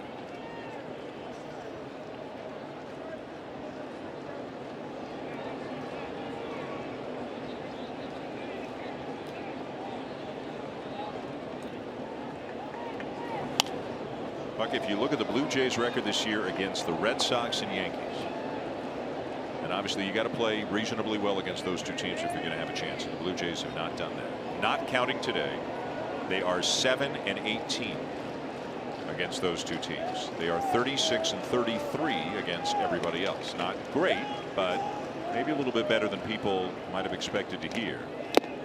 But between not executing well, not playing well, injuries, whatever, all of the above, they just have not been able to hang in there for the Red Sox and Yankees. No, they're not in the same class right now. They just don't match up position by position, player by player. Both the Red Sox and the Yankees have championship caliber teams. High fly ball into shallow left center field. A long run for Jackie Bradley, one down.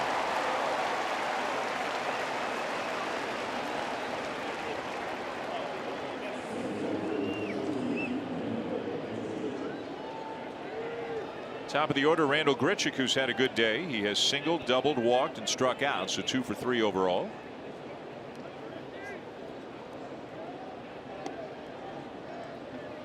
Again, with the loss of Kevin Pillar for at least 6 weeks, it sounds like Grichuk figures to play a lot of center field.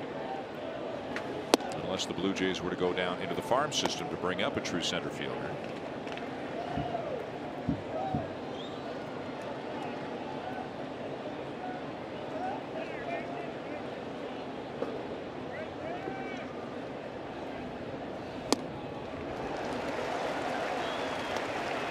Well, Grichuk, we mentioned this earlier, he has been an everyday center fielder. He played there for the Cardinals a couple years ago.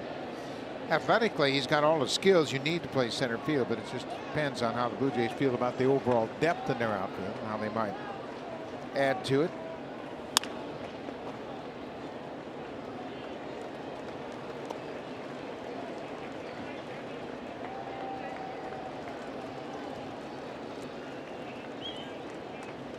One ball, 2 strikes. With Solarte waiting on deck.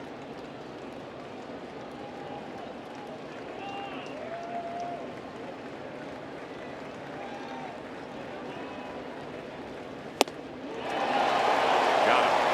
96, strike 3, 2 down. More baseball coming your way Friday night as the Blue Jays open up the post-All-Star break portion of the schedule by hosting the Baltimore Orioles. Sam Gaviglio scheduled to get the start. Pre-game show for you at 6:30 and first pitch just after 7 o'clock. Marco Estrada hoping to be back for the 4th game. That is the plan, which means the first game of the series against the Minnesota Twins. Jays down to their last out. It's Yangervis Solarte. 0 for 4 on the afternoon. A loss for the Blue Jays would drop them to 43-52 at the All-Star break.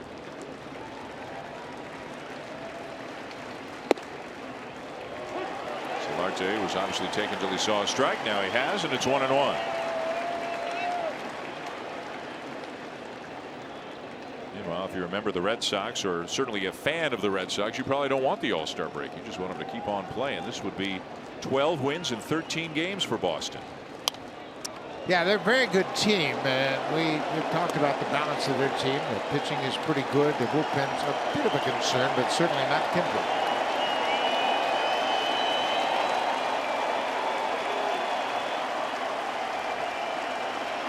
And on their feet at Fenway.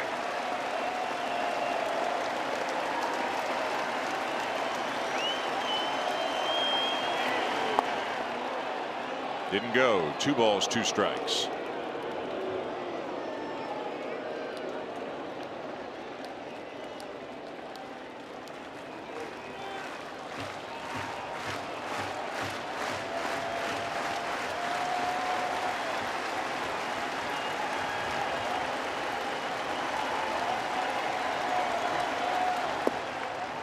And a full count. Blue Jays actually now out hitting the Red Sox 8-6 after they got those 3 hits in the top of the 8th inning, but they left the bases loaded, didn't score.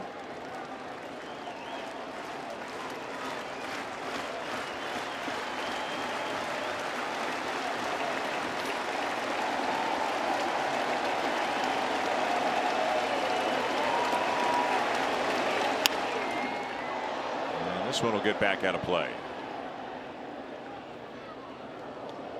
Now, you mentioned the dominance of the Yankees and the Red Sox that they've had over the Blue Jays, and obviously you got to get better to beat the best teams in your division, and there's some work to do for the Blue Jays.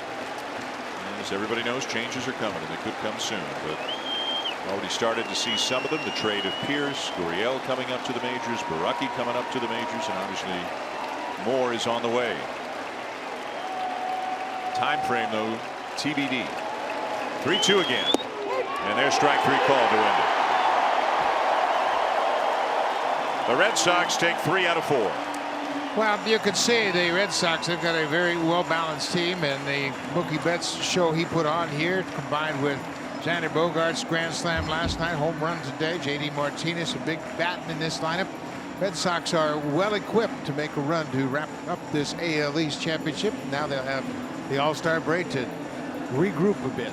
So Jay Happ's on his way to D.C. for the All-Star game. We'll see you Friday when the Blue Jays host the Orioles. But for now, time for some Blue Jays Central. Back to the studio. Jamie Campbell's with Joe Siddall.